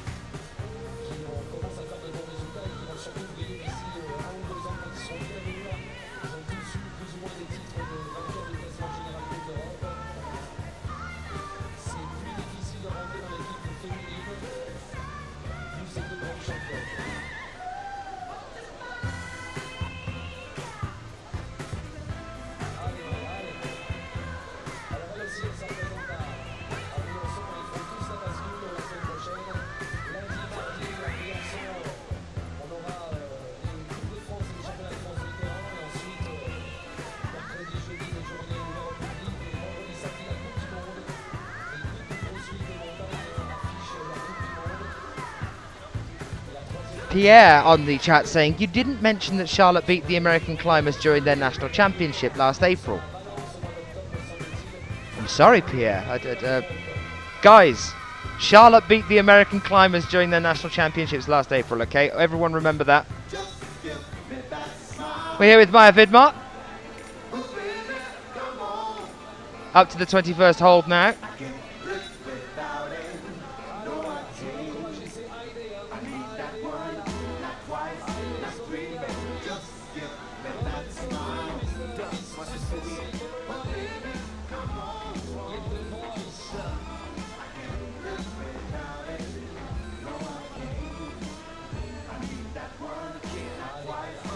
Climbing in Slovenia, posting links up on here as well. Reinhardt saying great finals. I think Adams give us quite the show all the way through this one. A bit risky with the women's qualifications. When we had so many tops, 19 double tops during the women's qualifications, it was pretty intense. Since then, it's definitely upped the game for the women in the semi-finals. We only had 2 tops in the semi-finals, all in all, out of the 26. And here we've obviously found our Trixie point. We've just seen Charlotte Durif move past it. And here's Maya Vidmar getting right to it now. Now here we are, she's going to clip in ahead of herself here. It's going to get the rope out of her way. Give her a bit more room to move and think at this section here. Is it going to help her? Up with the left with the pinch. The crowd are right behind her here now. It's this next move and the one after it that's the break point for us so far at the moment. She's going to match.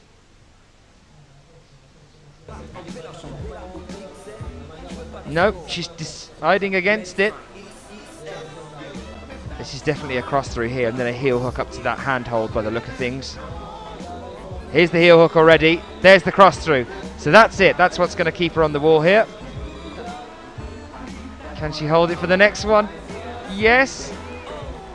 Yes. Just missing there on the next one, but it's put Maya right up into the lead again.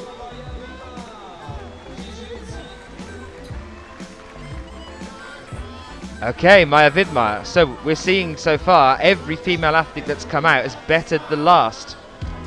Mathilde came out, set the bar around the 28th, 29th hold. Sorry, a little bit higher than that actually. I think it's around 32. And then we've just seen Charlotte Durif come out and better it. Now Charlotte knows that she's not going to be the European champion. Maya Vidmar moving past it, but Maya again not looking very happy there at that point.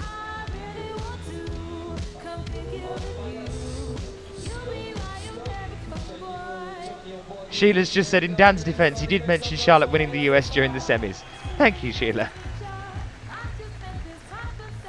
Try and remember everything. So many people, so many names. There's that moment there then. A smile there at the top though. But a moment of, oh no, what was that? I could have carried on. Look at this crowd. That's spilling across the road now. They've obviously blocked off the street that runs beside where we are here, because that upper section of the crowd by the trees you can see there, those trees mark the edge of the road. The crowd is just spilled into that one there. This, ladies and gents, is the future of our sport. Look at the crowd gathered here to watch in the square. You put on a fantastic event like the guys here at Chamonix have done at the European Championships, and this is what you get. You get tens of thousands of people turning up in a really good mood with some music behind them to watch some of the best climbers in the world do what they do best. So, speculations from you then. Do we think we're going to see a top here? And if we are, who's it going to be? I want to know. Send your answers in to me on Twitter using hashtag IFSCWC if we are going to see a top in the women's. Or indeed overall, because we haven't seen one. We didn't see one in the men's earlier. Who do you think it's going to be? Remaining athletes so far for the women's, we've got Dinara, who's here now. We have Ellen Janiko, Evgenia Malamid, Magdalena Roic, and Mina Markovic yet to climb. Plenty more coverage still to come for you guys. But for now, Dinara Fakhritinova, Dimitri's sister, 20-year-old athlete from Salavat, lives in Gubkinsky, world ranked 9th, was 7th at the end of the World Cup rankings in 2012, came 7th in Inzai in Japan 2012, took the bronze medal at Mokpo last year, first at the Women's Speed International event, lead and boulder. I don't know why I'm reading all that, because it's just first at the Rockmaster. That would make a lot more sense to you guys listening. She came first at the Rockmaster in 2012 as well.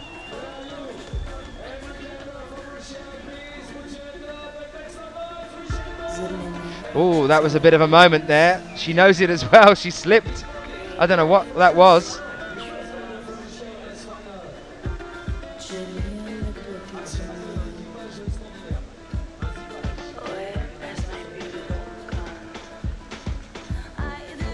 Memories of hers from last year, where she slipped right towards the bottom of the wall.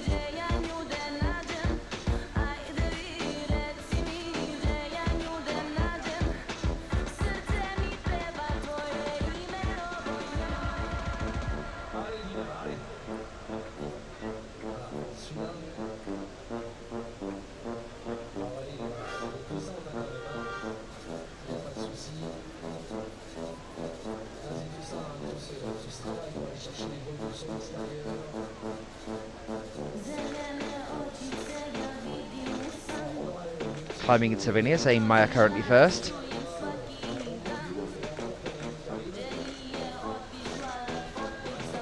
Ruben Coppin saying, any idea how many people are watching live at the moment? Well, there are quite a lot in the square, and I imagine all the way back over to the street, and I can tell you for a fact that there are lots watching online.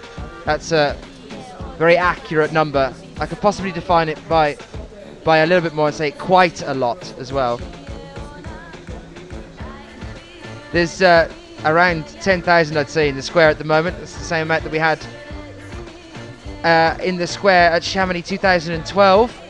On YouTube, I think you can actually see as well how many are watching on YouTube at the moment. But I know a lot of you are joining us on the website.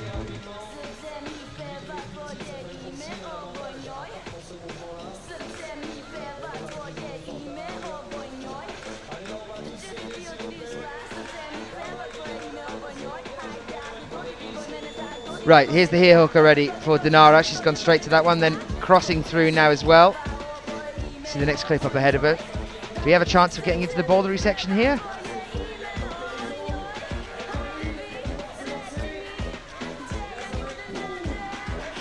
She's done it. Got a clip in here. The crowd are actually right behind her here at this point. Next one up, using the arete here on the edge of the volume. It's good so far. A bit shaky on the feet now at the moment. Is she rushing because she knows she's going to go, or is she just rushing to get into a better position? There you can see, I believe around the 40th hold, that's put her in first place so far.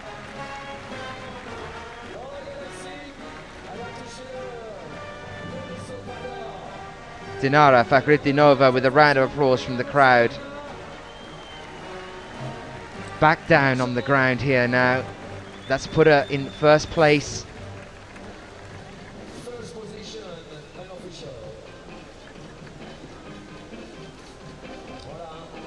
So it can be done. We can move past that general area and up onto the opposing arrowheads that we see at the top there. A wave. Dinara for the crowd.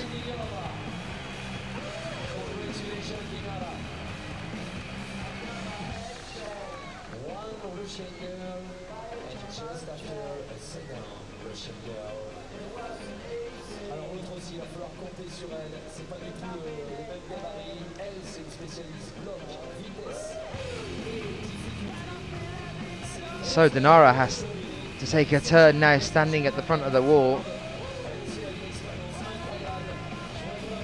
hoping but no one else gets further than she does. I welcome the next few athletes. Evgenia Malamed now joining us for her climb. Our second Russian athlete, 26 years old this one, from Voronezh. 7th on the world rankings. 9th at the World Cup rankings at the end of 2012. Previous results for 2012 then, she made finals twice. And also at the World Championships in 2012. Oh no, I do apologise. She's made finals 4 times in 2012. Came 7th at Kran. Came 8th at Zinning. 8th at the World Championships off the World Cup circuit. Came 4th at Imst and 7th here at Chamonix 2012. So made the finals here as well. Chamonix does seem to be a favourite for a few certain athletes. And not always necessarily the French as well.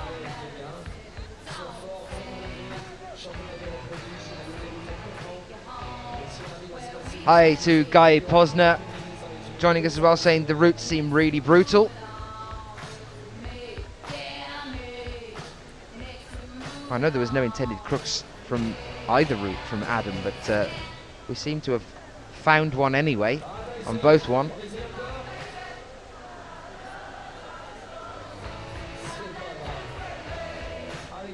Evgenia then on this, the women's 8B plus route.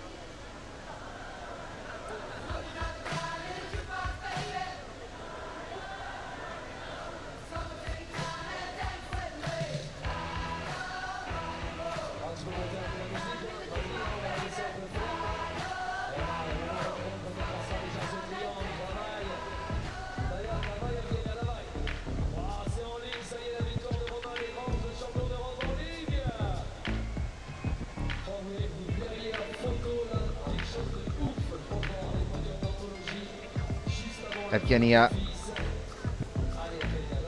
she's right up and starting to move into the tricky section here on the wall. Hopefully you guys are all enjoying the finals so far of the European Championships 2013 up here in Chamonix in France, site of the very first Winter Olympics in 1924. And there's an interesting point to all of you guys watching as well. There is actually medals awarded for mountaineering, i.e. climbing. They're not quite the same thing, but they're pretty close. There were medals given for mountaineering at that Olympics for the 1922 Everest attempt. It was the closest anyone had ever got to Everest and remained the closest for around 30 years after that as well. They were awarded honorary medals despite not being included in the Winter Games. For mountaineering, the team there that tried on the Everest attempt in 1922 at the very first Winter Olympics here in Chamonix. Mountaineering got some medals. We're here to give a different form of climbing a few more medals. Unfortunately, it's looking like one of those is not going to be going to Evgenia Malamed. A shame there, but Evgenia coming down now.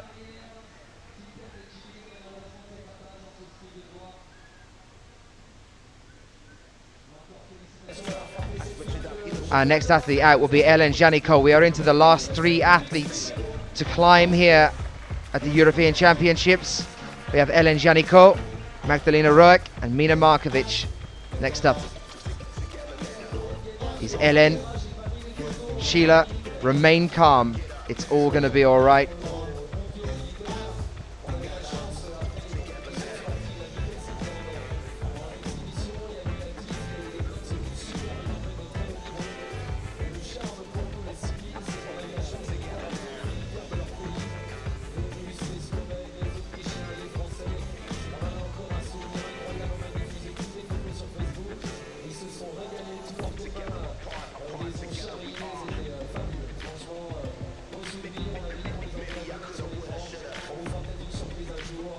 There you have the replay of that moment. Unfortunately, there still no tops. Again, I pose to you guys the question, if we're going to have a top here for the women's, who's it going to be? That's the setup so far. Quite a distance between gold and silver. Maya Vidmar in silver with 35 plus. An extra 5 moves for Dinara Fakhretdinova at the top of the double arrows that you can see there. 40 plus. Still 11 whole moves away from the top. Here is Hélène Janicot, who won Briançon last year. She's got it coming up again pretty soon as well. Our next competition on the World Cups. She's world ranked 5th and she's only 19 years old. 2nd at the European Youth Championships in Zemozat 2012. 5th at Zinning on the lead senior circuit.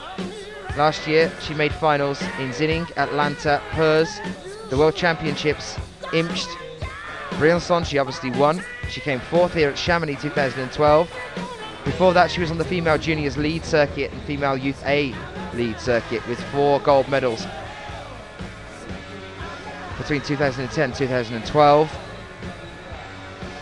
Hélène Janicot.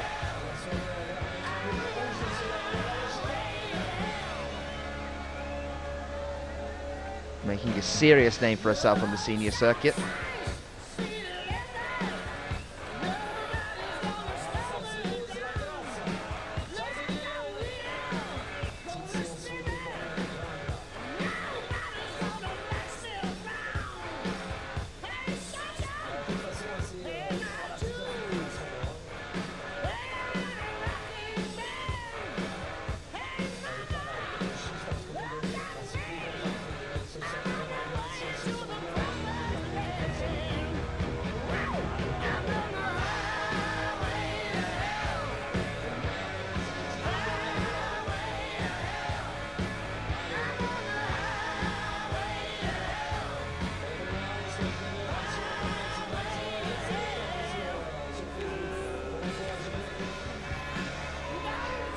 Ashley saying, "Allez, Hélène." Saying, "Look, Dan, I've even got this funny little line things above the E's in Hélène's name." Well done, Ashley. Your French education is complete. Sheila saying, "I can't stay calm because I'm not calm already." Owen, fetch the sedative. Hélène Janicot pushing up into the first bulge of the roof here.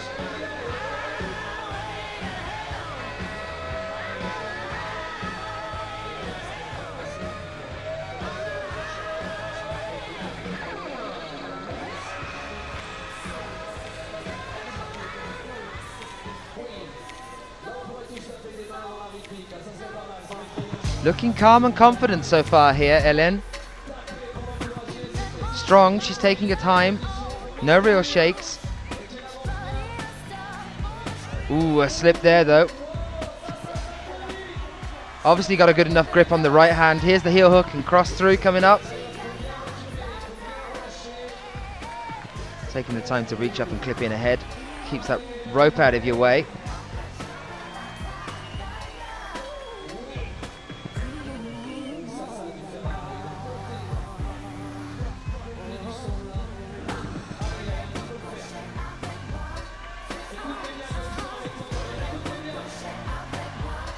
Can she do it? The crowd behind her, the crowd building behind her as well. Sheila, I'm sure you're starting to get excited now. Now that must have put the sweaty palms going on that one. Hélène, a fantastic effort there, but it seems we have found a definite point in the wall now that's going to cause some issues for these athletes. We've still got our 2 athletes that managed to do the only tops during the semis earlier today to come. Hélène down on the ground.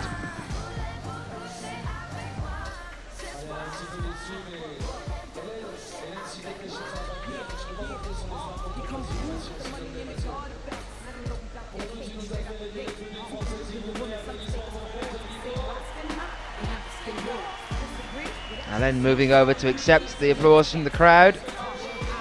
Our next athlete then, we have 2 of them left for you. Magdalena Roek and Mina Markovic.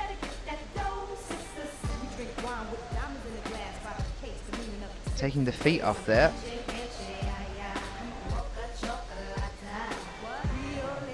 Interesting, but that's what's cost it her.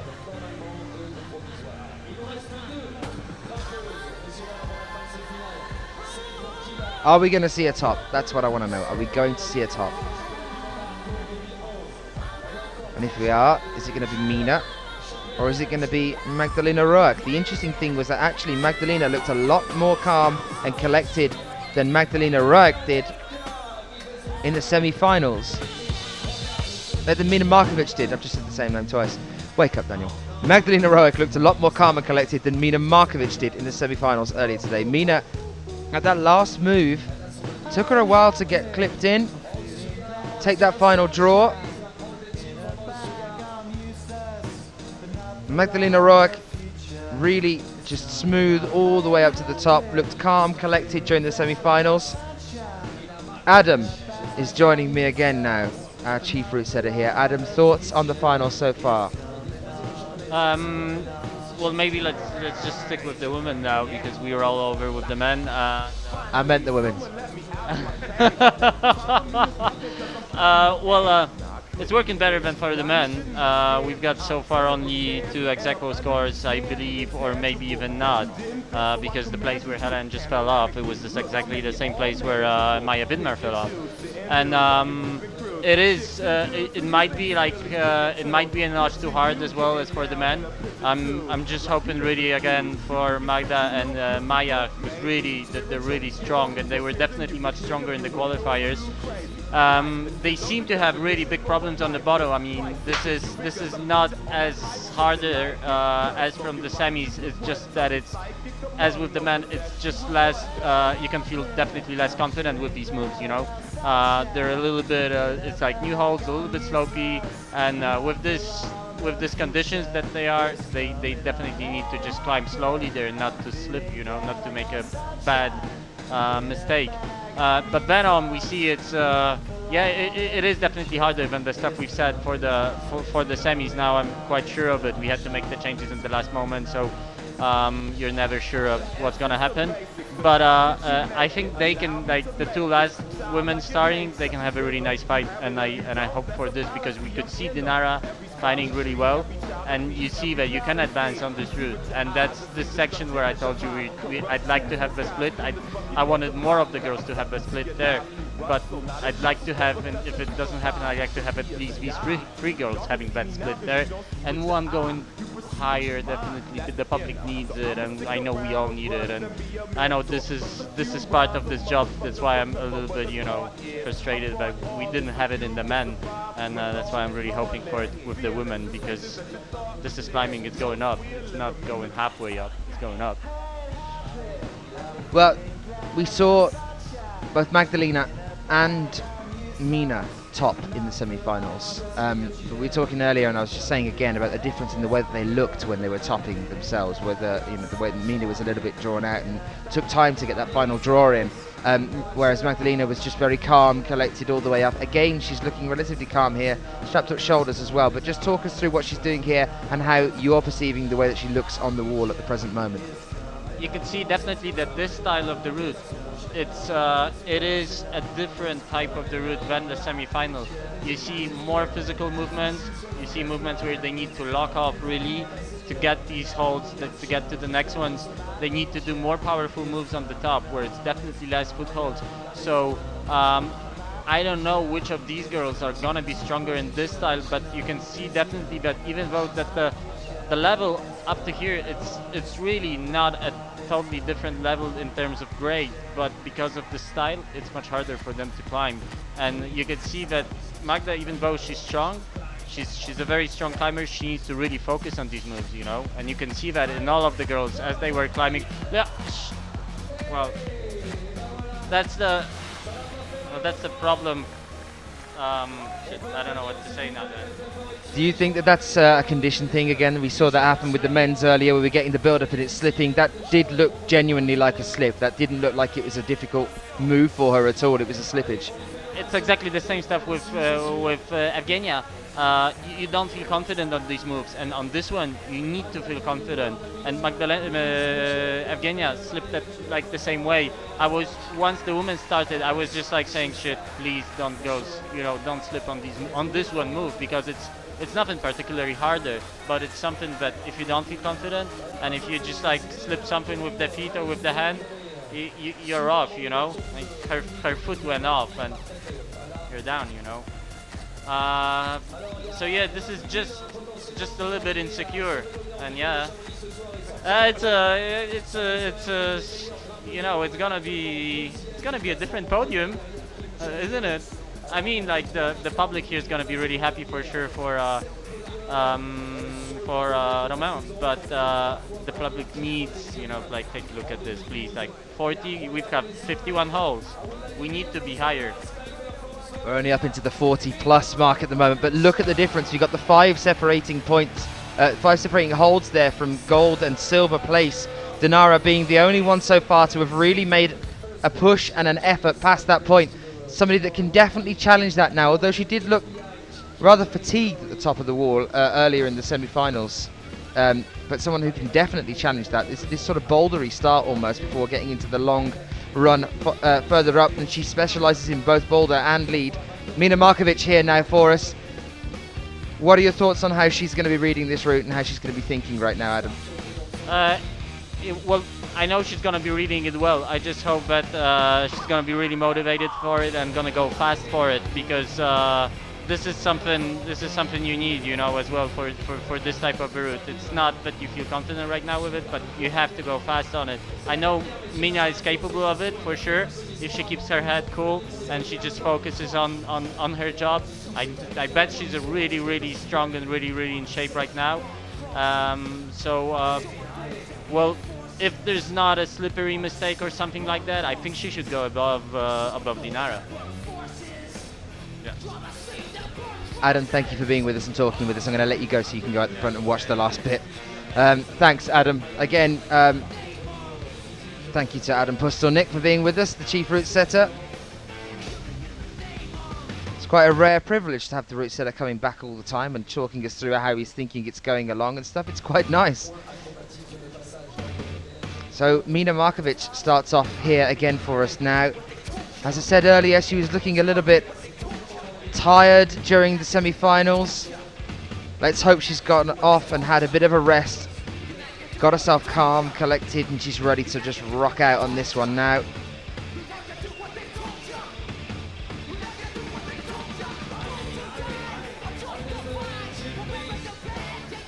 Adrian McNair saying that Gaston dead point looks very hard. It's removed 2 of the women from the course. Shout out to Kitty, who's watching us as well.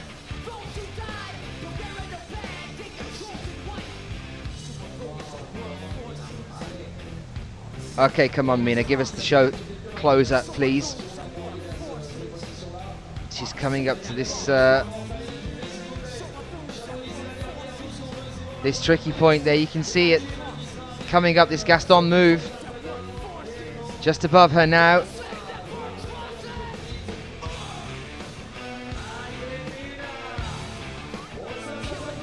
This is where the epic level back muscles come in.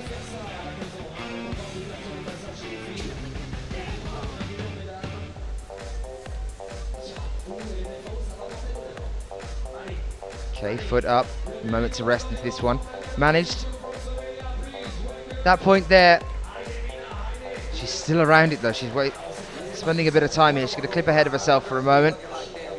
But that didn't look too tricky for her. She's got to now do the risky part though. She's swinging out from this point.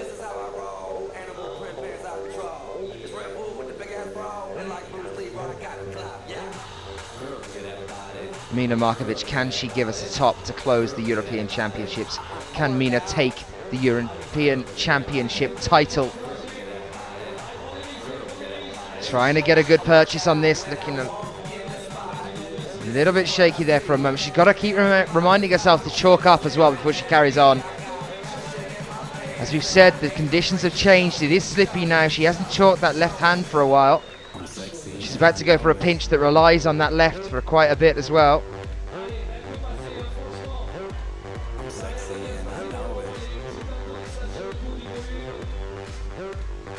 She's okay. Heel hook in the cross.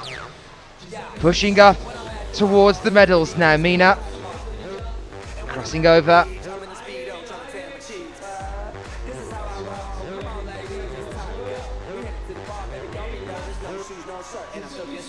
Okay, switching feet. No, deciding against it.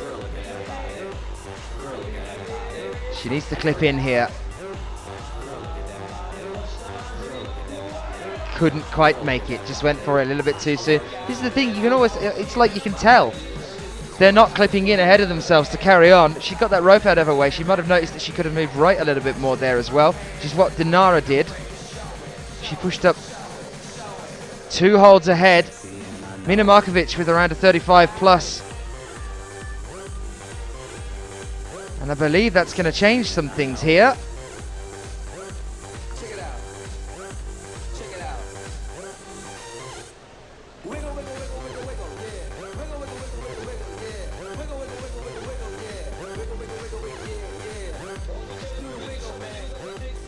I believe it's Dinara. I think it is. Dinara Fakhritinova. I thought it might have been the male Russian, definitely, at the start of this comp. Dmitry, the performance that he put in, her brother, but she's put in a phenomenal performance here at the finals. She's moved 5. Well, now that Mina has done quite well, she's moved maybe 4 moves ahead of every other athlete in the female final here. Dinara Fakhritinova. Here's Mina's last few moments.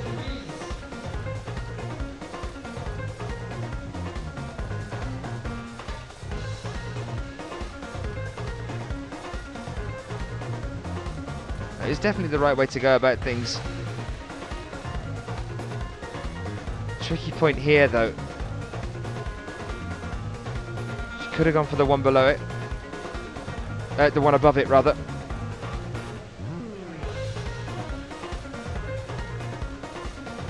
But unfortunately no for Mina.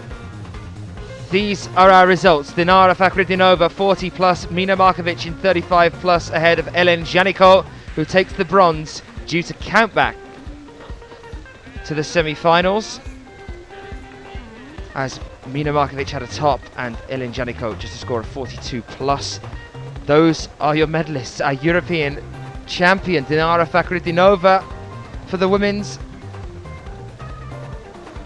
and Romain Degrange for the men's.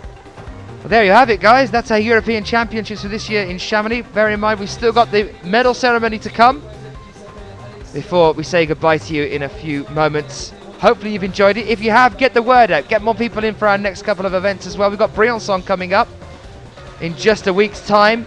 Let's have everybody back again. Join us again for that one. I'd love to see you guys back. Let everybody know on Twitter as well. Use the hashtag IFSCWC to get in touch with us. Thank you for being with us as well. Just a few moments and we'll have the award ceremony for you, which is worth sticking around. It's always nice to see all the smiles on their faces. And there's definitely going to be a big grin on our 2 champions. Crowd waiting anxiously to see. So these, remember as well, they are provisional, but you could see there that Dinara knows that she's won it, and also that Romain Degrange knows that he's won it as well. But these are our provisional results for you at the moment. A couple of moments and we'll get them all checked and approved. After we finish up here, you can check in on the website ifsc-climbing.org.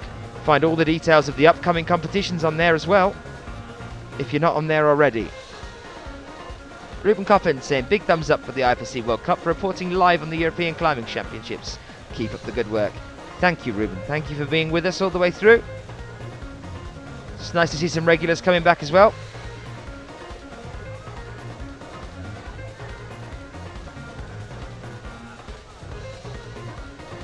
I'm going to hand you over to the awards ceremony for a moment now.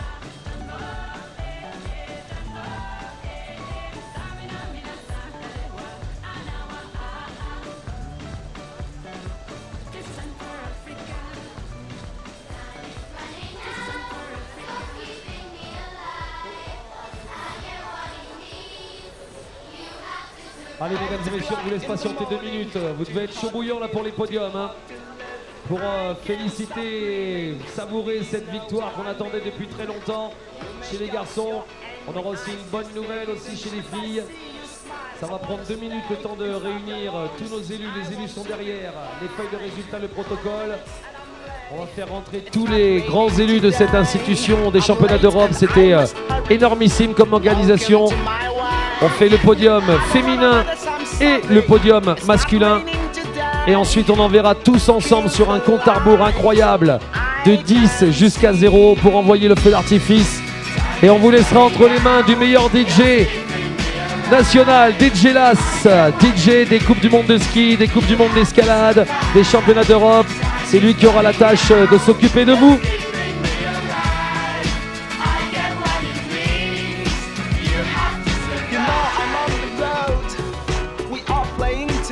Alors mesdames et messieurs, je vais vous demander d'accueillir nos élus des fédérations européennes, et fédérations internationales et fédérations françaises. Je vais demander à notre président du club des sports de nous rejoindre, Jean-Claude Pillot-Burnet, Christian Villeneuve, le président de la section escalade, monsieur Guy Thomaille, le vice-président du club des sports, monsieur Pierre Youx, président de la fédération française montagne et escalade, Marco Scolaris, notre président de l'IFFC, Wolfgang Wabel, président de l'IFFC Europe, évidemment monsieur le maire de Chamonix, Éric Fournier qui va nous rejoindre, Bernard Ollier, adjoint au sport de Chamonix et vice-président de la communauté de communes.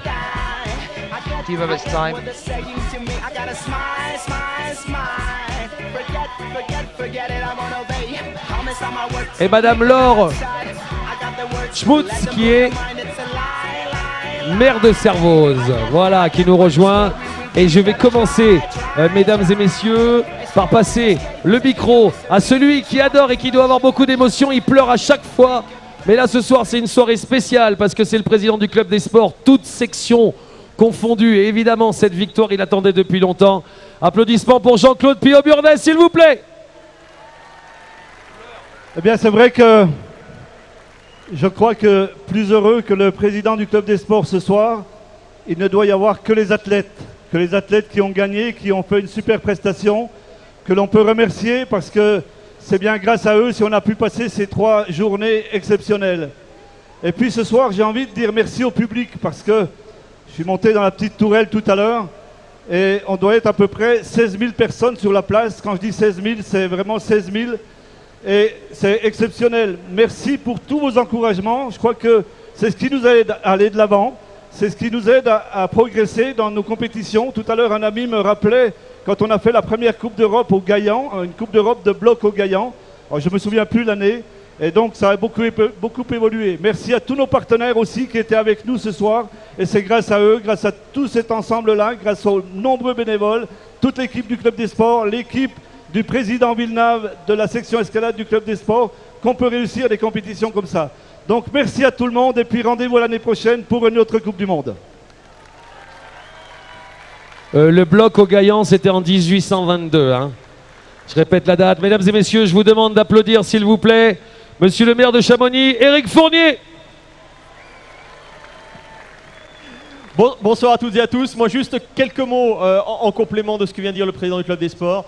La très grande satisfaction, évidemment, de voir cette extraordinaire épreuve qui vient de se terminer avec 2 podiums français, avec un podium et une plus haute marche pour Romain, pur produit du club de Chamonix.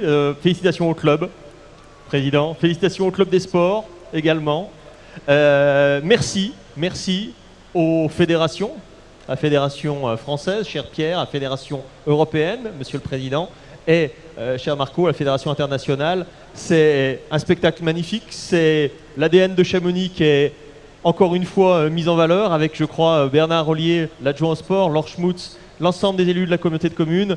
On est particulièrement fiers et merci au public. Vous avez donné aussi de la voix, ça se fait aussi avec vous. Je crois que c'est une des plus grandes manifestations en matière d'escalade au monde. C'est aussi grâce à vous. Merci beaucoup. Merci monsieur le maire. Alors je vous l'ai dit, en début de compétition, ça a été et ça va être jusqu'en jusque l'été prochain pour la Fédération française montagne escalade. Une très grosse année. Bercy a été un succès énorme. Les championnats d'Europe aussi. On sera à Nouméa en Nouvelle-Calédonie l'été prochain. Je voudrais qu'on applaudisse s'il vous plaît notre président de la Fédération française montagne escalade, Pierre Rioux.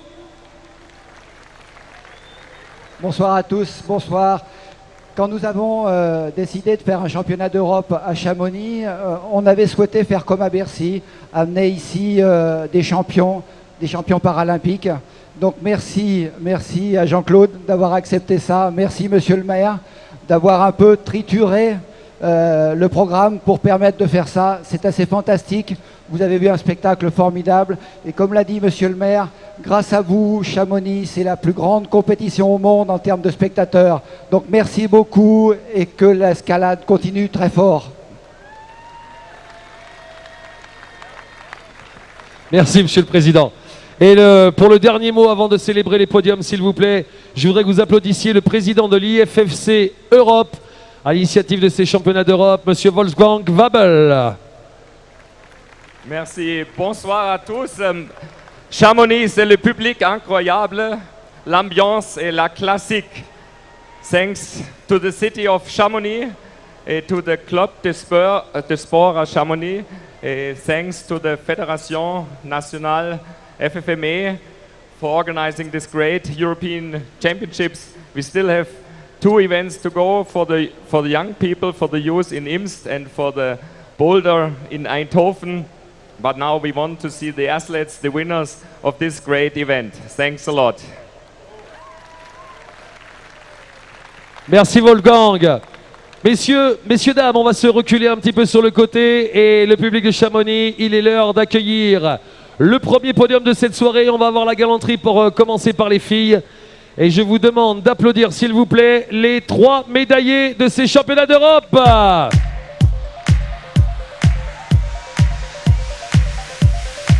Oh, il va y avoir de l'émotion, il va y avoir du bruit. Chamonix, 3rd position, 3e place des championnats d'Europe. Je voudrais du bruit pour la française Hélène Jadico.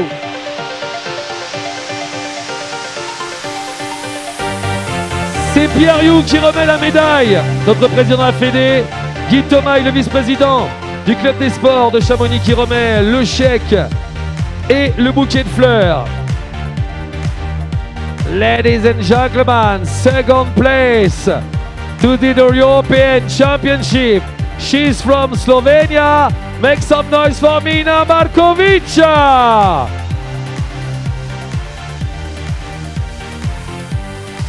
Marco Scolaris qui remet la médaille et Christian Villeneuve, le président de la section escalade, qui remet le chèque et les fleurs à Mina Markovic. Et alors attention parce que là évidemment ça va être une ovation, ils sont tous ravis, ils ont le cœur à fleur de peau. First position, European champion, representing Russia. Big applause for Dinara Frakikdinovia. Wolfgang Wabel qui remet, le président de l'IFFC Europe qui remet la médaille. Jean-Claude Pied-Burnet, président du club des sports qui remet le bouquet de fleurs et le chèque de 350 000 euros. Non. On espère un jour voir cette somme-là. Big applause for the ladies, please. France, Slovenia, Russia.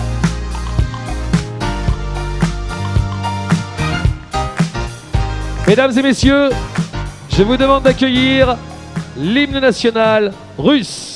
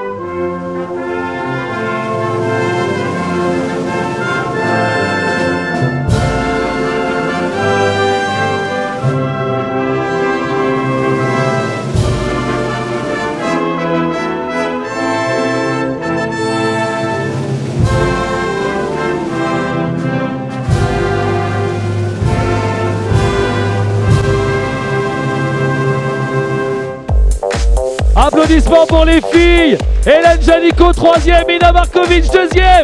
Didiana fucking Didiova, European champion. Yeah, the Russian boy, girl, put your hand up, make some noise. Oui. Oui. Oui. Oh, ce soir, on va danser là-dessus ce soir. Congratulations. See you to Briançon next week for the first World Cup of this season. Mesdames et messieurs, le podium que vous attendez, je vous demande d'applaudir ceux qui sont médaillables chez les hommes. Podium des championnats d'Europe masculins.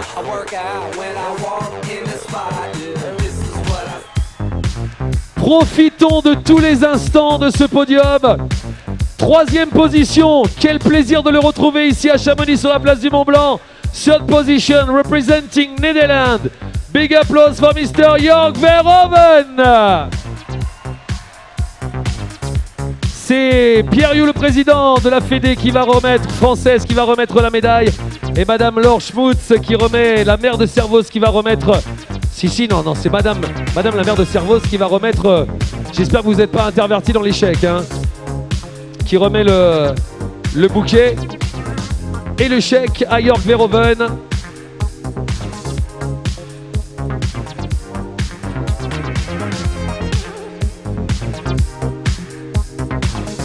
Ladies and gentlemen, 2nd position, one of the king of the lead in the world. 2nd place tonight, representing Spain. Big applause for Ramon Julián de Prick-Blanche.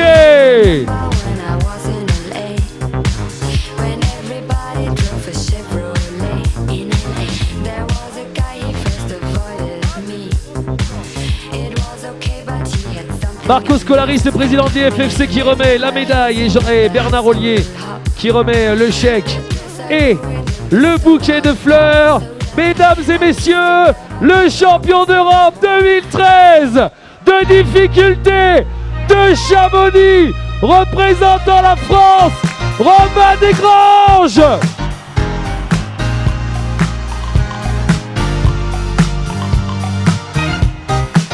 J'entends rien, Romain Desgranges.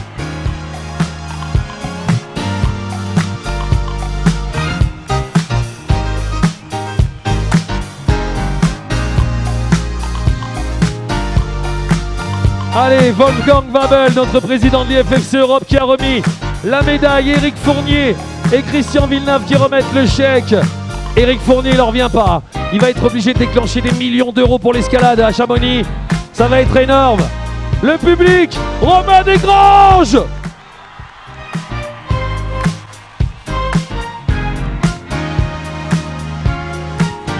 Mesdames et messieurs, je vous demande d'accueillir la Marseillaise.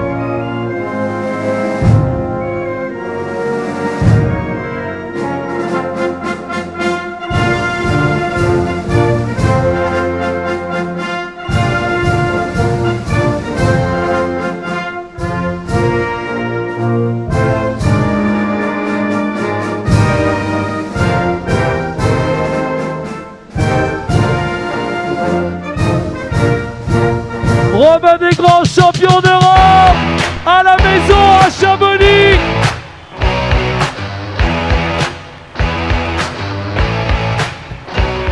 Jörg et Ramon, bonne chance, hein. Évidemment, là vous allez passer à la douche. Celle-là on pouvait pas l'oublier et on pouvait pas la rater. Ramon, put the check. Oh là là, voilà. Voilà. Oh le public. Oh, tout le monde y a le droit. Oh là là, les juges, le public, le spectateur. Bois au moins un coup avec le premier, le deuxième, le troisième là. Ramon, drink a little bit. S'il vous plaît, applaudissements pour Romain, applaudissements pour Jörg et applaudissements pour Ramon.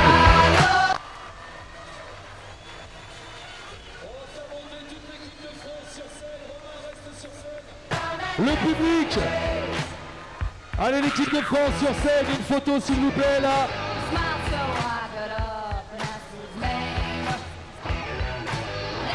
Allez Romain.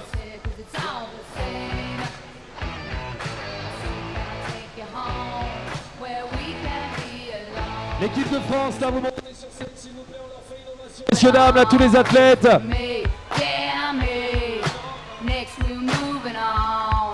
Allez, on fait monter aussi tous les grimpeurs en dit qui ont eu des médailles. On leur fait une ovation Chamonix s'il vous plaît. Ils ont bien travaillé, ils ont tous leurs médailles.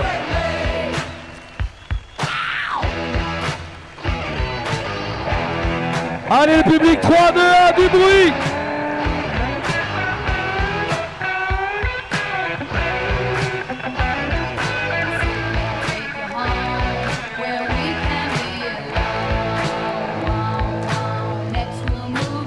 Alors attention, on va laisser le temps de la photo. Le public, j'espère que vous êtes prêts à compter. On va compter ensemble de 10 à 0. Ensuite, on vous laissera entre les mains de DJ Las qui va vous faire danser toute la nuit pour ce bal du 14 juillet. Et on va envoyer à l'unisson, main dans la main, tous le feu. We are counting to 10. 10 to 0 for the fireworks. Are you ready? 10.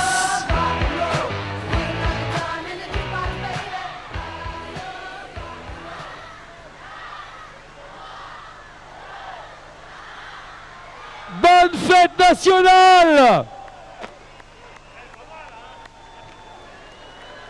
Bonne fête nationale et bon 14 juillet à tous, vive Chamonix!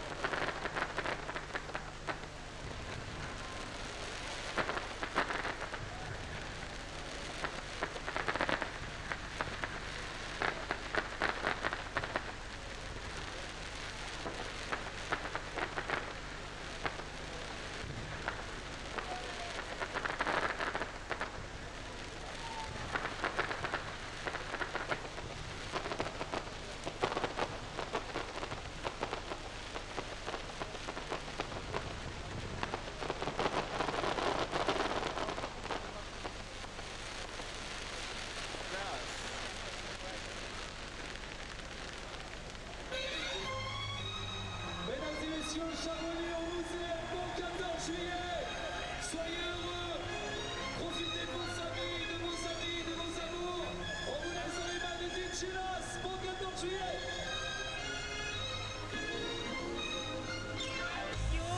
Everybody, I don't know what to say anymore. Did you enjoy the climbing here? Did you find it hard or was it relatively okay as you were climbing? Did you find it okay? When was observation, this road looked not so hard, but when I was beginning, this cold, oh no! And So it was tough all the way through. It was a hard final for you. It was a hard final for you then? yes, it is hard. Are we going to see you at Briançon next? What? Are we going to see you at Briançon next? Yes, of course, I'm going to visit all World Cup. And what about your training? Have you got any time to rest between now and Briançon, or is it just straight there? Right now, I don't know what I do. I won't just eat. I hope eat fondue. Dinara, congratulations on your victory here, European champion. Well done. Thank you very much. I want to say thanks Dmitrию Sharafudinovu. He teach me and thank you. This him. Do you want to say anything in Russian to anybody watching back home? In Russian? At the camera? Хорошо. Хочу сказать спасибо, Дима, за то, что ты натренировал меня, и Диму Путилянову за то, что лазит со мной. Вот. Dinara, thank you very much. Congratulations. Thank you. Dinara Shafrutinova.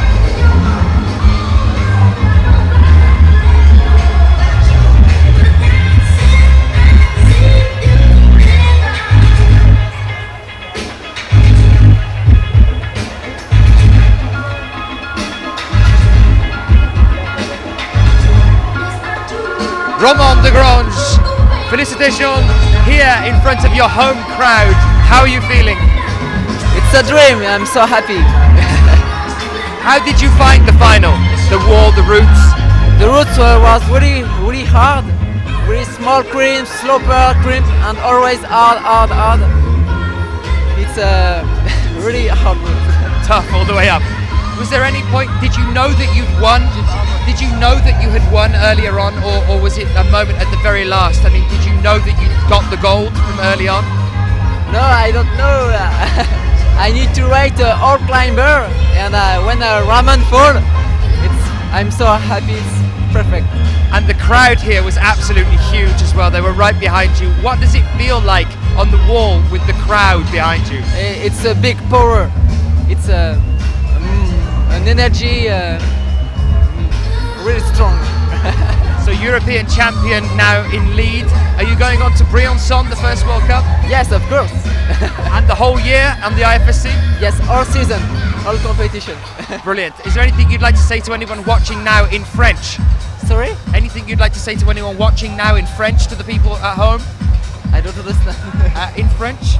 It's French? In the camera? Do you want to say anything in French? In French. Ben, merci à tous ceux qui ont regardé le streaming et puis à bientôt la semaine prochaine à Briançon. Voilà. Congratulations on a fantastic performance, Romain de Grange. Congratulations. Yata! European champion, Romain de Grange.